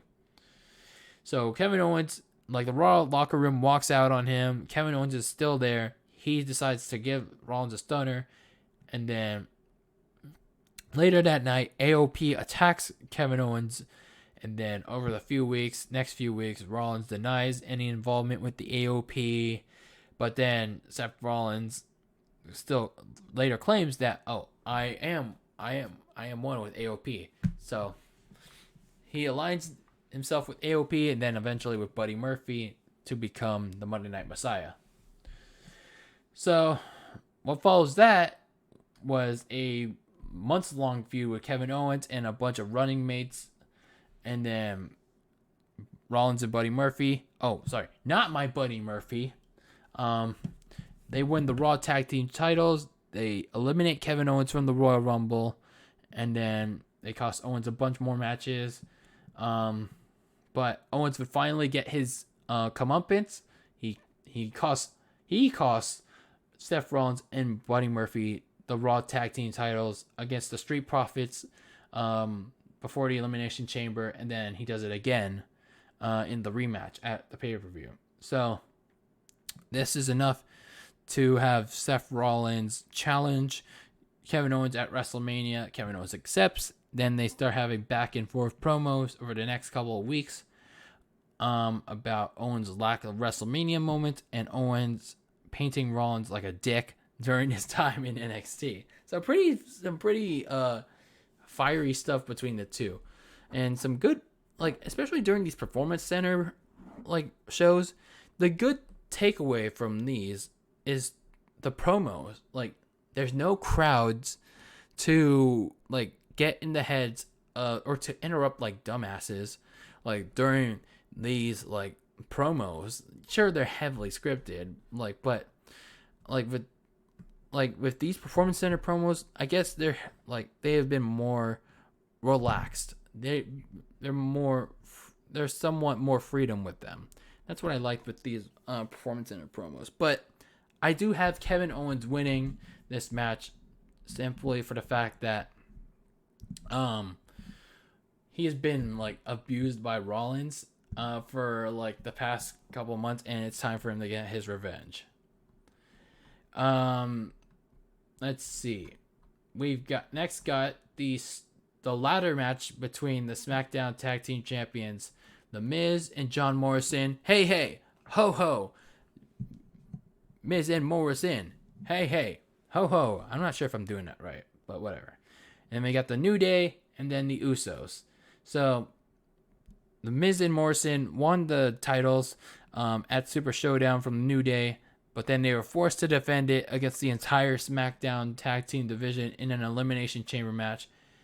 They survived somehow, but then upper management decided again to have a number one contenders match between the New Day or the Usos because the Heavy Machinery disqualified themselves in that segment with Dolph Ziggler and Otis snapping on Miz and Morrison.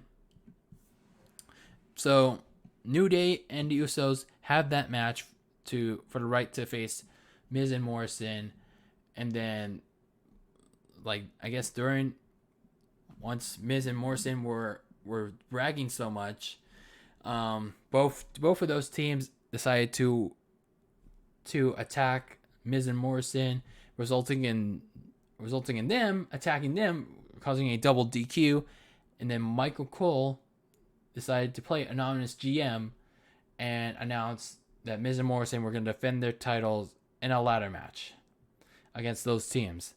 So the following week, actually earlier in that day, last week on SmackDown, before that SmackDown happened last week, it was reported by multiple outlets like the Wrestling Observer that Miz was at the Mania tapings, but he showed up ill, and the Usos got upset, which led to Roman pulling out. But Roman clearly refuted that, as we saw in that video. But seeing that Miz was fully healthy on this SmackDown, like that we saw on tonight, prior to the Mania taping, maybe the Miz worked that WrestleMania match. But I don't know. We'll see if the Miz worked that WrestleMania match or not. But either way, I see Miz and Morrison retaining their titles, somehow escaping again with their tag team titles. But if Miz was written out of the match because he was ill, then they can turn this match into a triple threat with like each member of the respective teams representing the team. I don't know. But either way, I'm still pulling for Miz and Morrison to win this match. And I think this will be one of those matches that happen tomorrow. So, we'll see. Next up, you got the IC title being defended with Sami Zayn going up against Daniel Bryan. There isn't too much backstory behind it. It was just like Sami Zayn knocking on Daniel Bryan's ability to wrestle. But again, not too much backstory behind it. But I do think because of their wrestling ability, both wrestlers' wrestling ability, that they're a dark horse for a match of the weekend. But the thing to watch out for is not just the frequent interference of Sami Zayn's group, but whether or not Drew Gulak, Daniel Bryan's new protege, I guess you could say, whether or not Drew Gulak will turn on Daniel Bryan. So I honestly hope not. They did have a good technical wrestling match at Elimination Chamber, so I hope he doesn't turn on Daniel Bryan, because if you just look at them, they make a good traditional wrestling team, and they could honestly make a good run at the tag team division. Perhaps even become tag team champions. It would also add depth to the tag team divisions that seriously needs some. So I think that Sami Zayn retains with some outside help from his group. And hopefully Drew Gulak doesn't turn on Bryan, because they could use some help in the tag team division, and Bryan and Gulak could make a really good team. Now, we're going to end this show with a lot of unimportant matches here. A lot of irrelevant matches that are going to result in me saying, or I don't give a shit, I'm just going to pick a random winner. But before we get into that, we need to talk about this match. And this is the match that's going to wrap up an in-depth prediction. And that's the Universal Championship match. It was so high up on the importance chart, in the importance ranking of all the 16 WrestleMania matches, but ever since Roman Reigns pulled out of WrestleMania for the right reasons, for his health, for his family, for his immediate family, his wife, and for his kids, for his siblings and all that. The Universal Championship match significantly went down in importance, because it was announced on SmackDown tonight that Goldberg would now defend his championship against a man that heavily criticized indie wrestlers begging for money, and that man's Braun Strowman. The same man that lost his Intercontinental title to 3 wrestlers. Like, you can't make this shit up. Like, it would be miraculous if Braun Strowman finally won the Universal Championship that he should have won 2 years ago or 3 years ago. But why?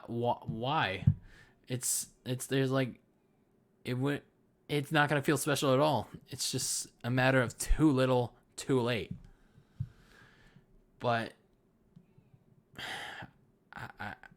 I don't know. And the announcement made it's like too little, too late. Triple H said how Roman Reigns is gonna be written out. It's gonna be in a unique way. Well, Michael Cole just randomly announcing that Braun Strowman's now gonna face Goldberg. That doesn't sound unique at all. Maybe they do something where over the weekend that Roman Reigns maybe they did something in the tapings that to write out Roman Reigns during WrestleMania, but we'll see. I think they'll air that match tomorrow, considering how unimportant that match is now. But it's like, even before this, I think that the Universal Championship match for WrestleMania should have been The Fiend Bray Wyatt versus John Cena, because, again, John Cena trying to go for his 17th world title versus The Fiend, not only trying to avenge his WrestleMania loss, but trying to solidify his Universal Championship run. Honestly, if that match didn't want to happen either, it's like you could have also went for The Fiend versus Roman Reigns, but it kind of would have undid all of Roman Reigns' goodwill with the fans. So I just think that Goldberg versus Roman Reigns without the title would have made the most logical sense. So even before this match, even before this whole mess took place last week, this match didn't make too much sense at all. It didn't make any sense whatsoever, actually. Spear versus Spear. Okay. You could have put Edge in that position. He has a better spear than any of these losers. They both went to university in Georgia. Can you tell me more?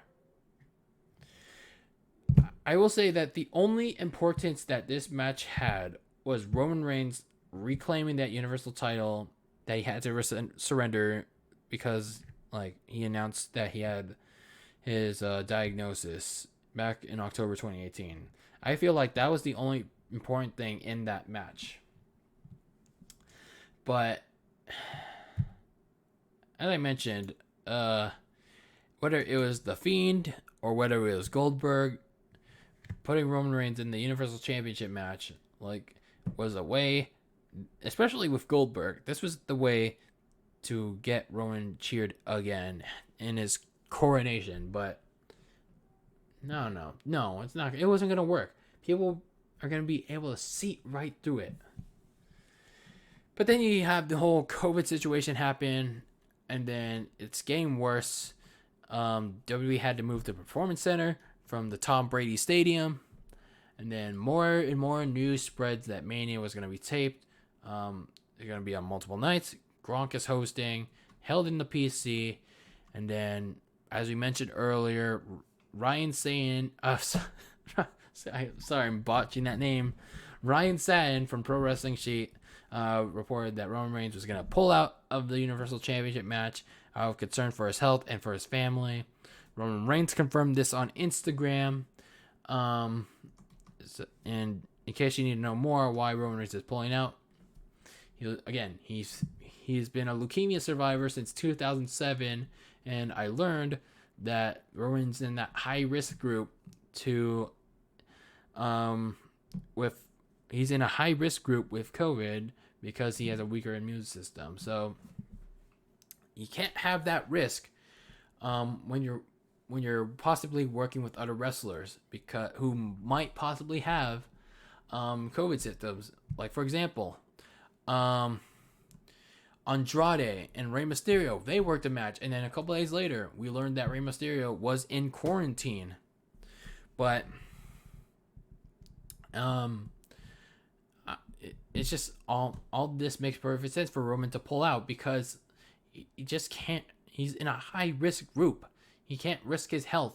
He can't risk his family. He can't risk his future, like his future kids, like just for a Mania match. It's like you can't. Who's this? Ultimate Gamer 77. You have a similar name, only I could be better, you big. What is going on here?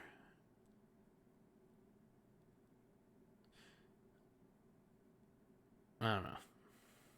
Maybe just a bunch of spam. I don't know. But anyway. So anyway.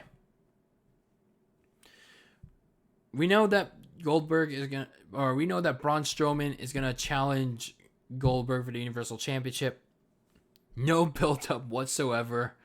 I honestly wanted John Cena, the winner of John Cena versus Bray Wyatt, to be a number one, like that match to be a number one contenders match. That the winner of that match would face Goldberg the next night.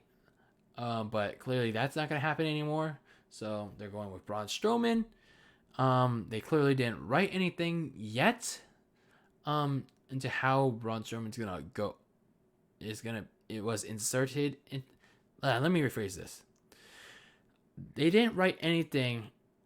They didn't write anything into how Braun Strowman was gonna insert himself into this match, because they didn't mention anything about Roman Reigns and how he pulled out of this match. And I don't think they're gonna mention. I hope they mention at least something about it, because if they don't, it's just a further mark on WWE messing up the situation with COVID. Again, if Nickelodeon of all kids channels can mention COVID with a whole 1 hour program on what is COVID to kids, why can't WWE do it? Like, come on. So I think, again, either way, Goldberg is just gonna hold the Universal title again for another few months, because it's like I just don't see Braun Strowman like getting a Universal title run out of nowhere. It's just like I just don't see it. But yeah, Goldberg is gonna win the Goldberg is gonna retain the Universal Championship over Braun Strowman. As much as I want full-time champions, on the roster,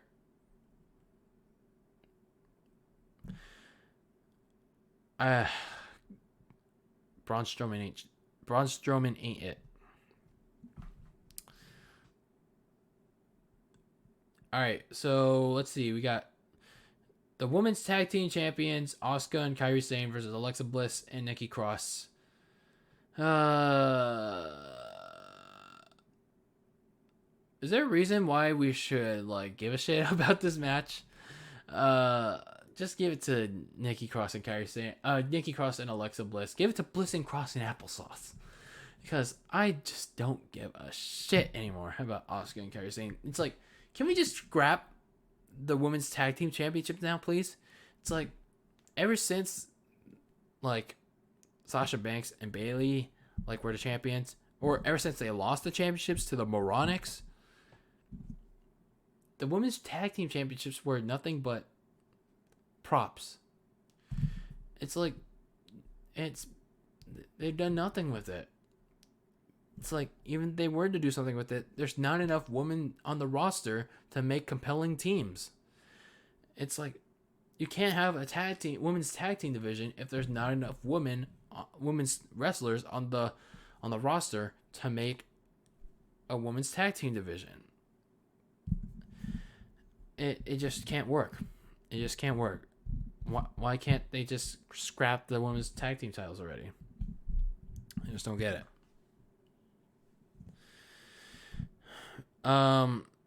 Ultimate Guy 77 in the rules it says no harassing. Yeah, Ultimate Guy.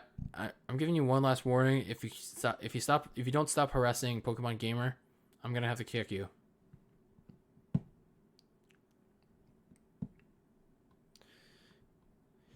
All right, we're gonna wrap it up with 3 more matches that are completely irrelevant. The Street Profits are defending their Raw Tag Team titles against the Angel Garza and Austin Theory. Andrade was supposed to be in this match, but okay, that's it.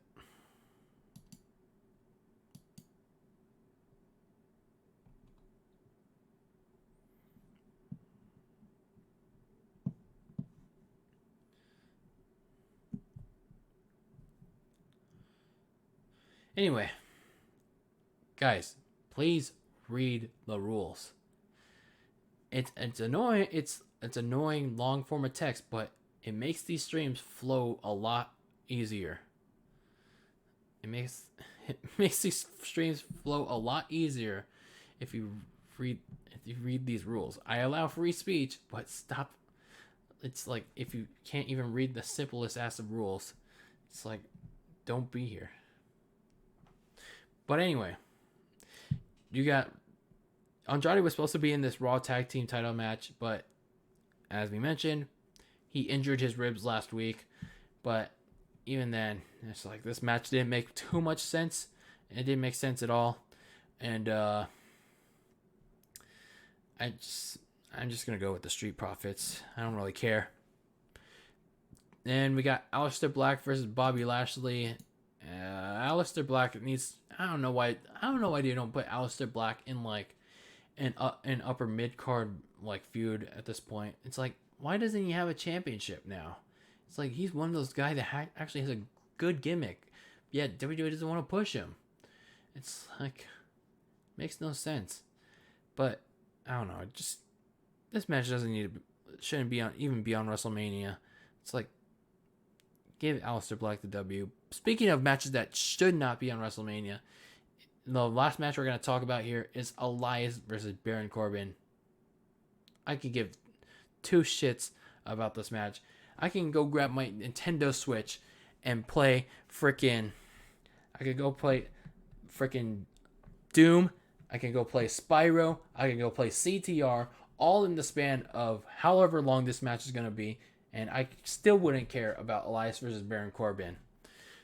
And I still wouldn't care about Aleister Black versus Bobby Lashley because they're both meaningless. They're both pointless. They're filler. So again, I can go play Doom. I can go play Spyro. I can go play CTR. I can go even if I wanted to. I can go grab a Nintendo Switch online membership if I was so desperate and go replay Splatoon 2.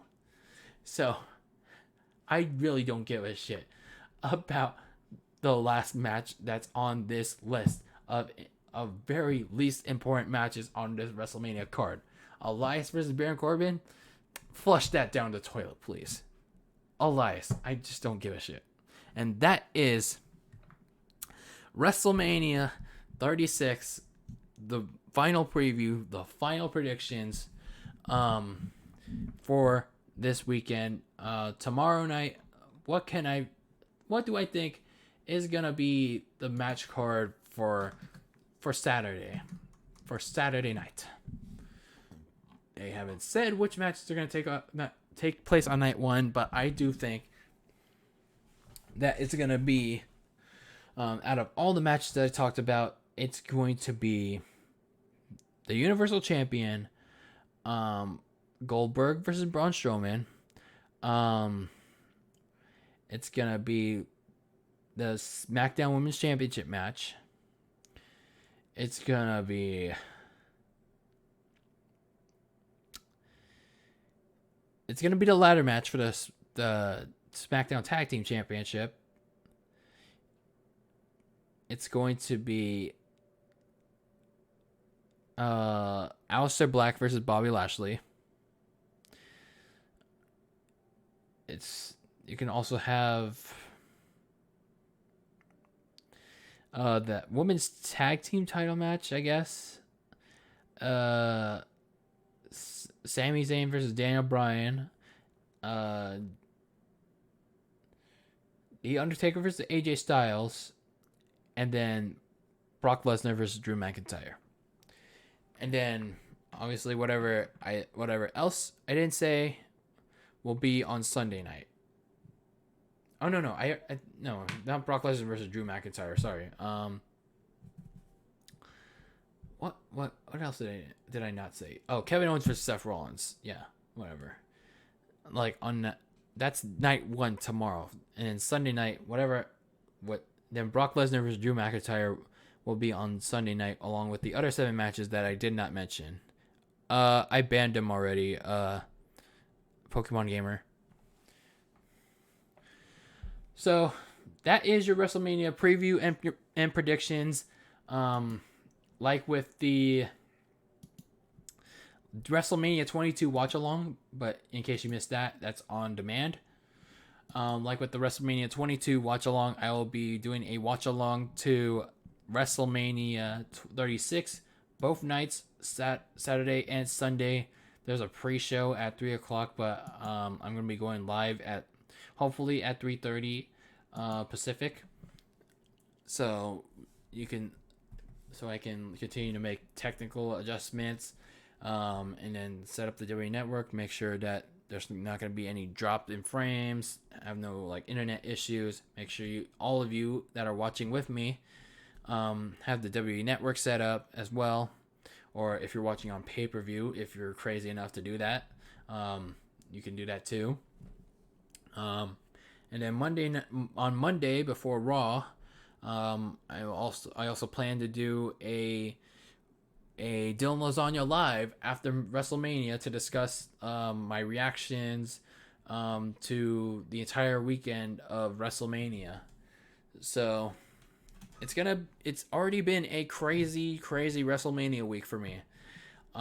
We've had the WrestleMania 31 5-year reflection. Then we had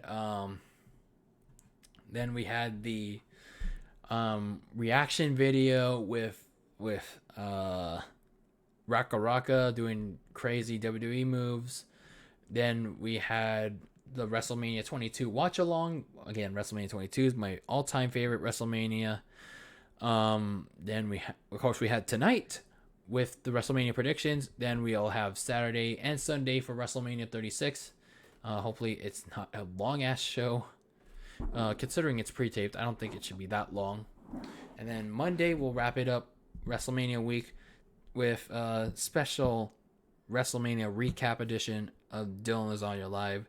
And then hopefully within the next couple of days and weeks we can get back to the regular content with Dylan Lasagna Live and some of the reaction requests I've been getting ever since that video I uploaded. There have been some reaction requests that people have been giving me. I heard there's another Spinge Bill YTP that Jallerbo released, so I'm gonna get around to that. WrestleMania week's just been pretty busy. It's always a busy time, for me, because even though, especially during this time, there's this whole worldwide pandemic going on. It's just everybody's providing us something. At least they're not First Take and talking about LeBron, Tom Brady, and Dak Prescott 24/7 all the time. So at least WWE's providing us something, You have to be grateful for them for taking that risk for us. So that's that. And then I think I had one announcement that I wanted to make. Oh yeah. I have an announcement for y'all. May 1st, that's a Friday. Normally Dylan Lasagna Lives are on Friday. On May 1st is my birthday. May 1st is my birthday, y'all. Just when you thought episode 50 was a good episode tonight. Now, May 1st, my birthday, that's the birthday episode of Dylan Lasagna Live. So, May 1st is going to be the birthday edition of Dylan Lasagna Live. We're going to be I'm going to try to keep it low-key. I don't even know it's already out there. It's gonna be my birthday. I'm gonna give you all a birthday gift. I'm gonna leave it all up to you. Like what you want me to talk about, what you want me. I'm gonna do this again with I did this with the Christmas reaction episode of Dylan Lasagna Live. I'm gonna leave it up to you what you want me to discuss on Dylan Lasagna Live. I'm gonna leave it up to you what you want me to like watch or react to, as long as there's no copyright material, copyright music, because the YouTube algorithm eats up that shit. So mark your calendars. You have, how many weeks is it? 1, 2, 3. You have 4 weeks to come up with your best topics, your best video ideas for what will be on May 1st, 2020, the Dylan Lasagna the birthday edition of Dylan Lasagna Live. 23, 23 years old. I'm not really proud of that. I'm not really proud to be 23. It just means I'm getting older and losing a lot more. But anyway, it's like, my birthday is your birthday, y'all. So for my birthday, I'm giving you the gift of letting y'all help, or I'm giving you the gift of sending me like the craziest, the randomest shit to talk about. And this is your chance to do that. You all got 4 weeks in advance. If you all are interested. Obviously, I'm still gonna have those topics that come up in my head, that I see in my news feed on YouTube or Twitter. But if you guys come up with really good stuff, then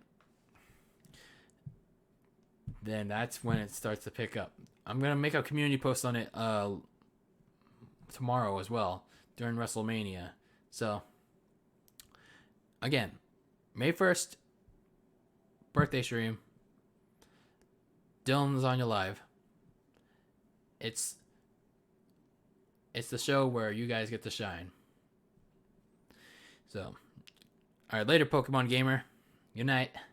Hopefully you'll be there for the WrestleMania watch along tomorrow, for throughout this weekend. But anyway, I'm gonna head out too. Thank you all for joining me for episode number 50 of Dylan Lasagna Live. Hope you guys enjoy the new layout, the new logo, but it's still the same show. I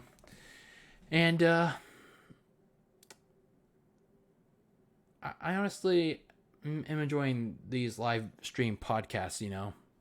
It's like my safe haven from all this everything that's going on in the world and everything that's going on in my life in general. But anyway, that's gonna do it for tonight's episode of Dylan Lasagna Live.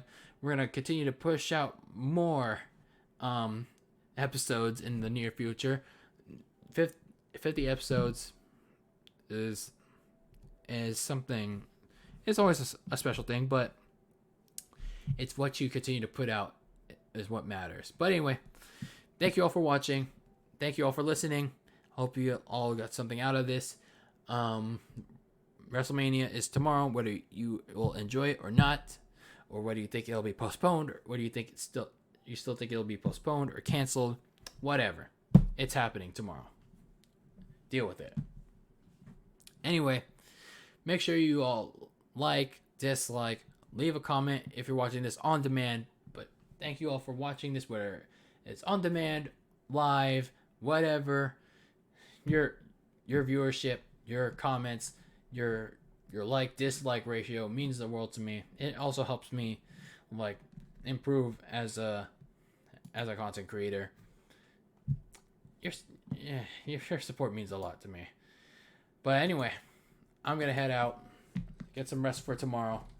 And let me just get our outro music to close the night off. Our usual outro. Not that one. It's showing a Reese's peanut butter cup commercial. I dig me some Reese's. It's a shame we're not going to get an Easter this year either. We can't go outside for like Easter egg hunts. But anyway, that's a talk for another time. See you all tomorrow for the WrestleMania, for night 1 of the WrestleMania watch along stream. And always be delicious. And I will see you all next time. Take care, everyone.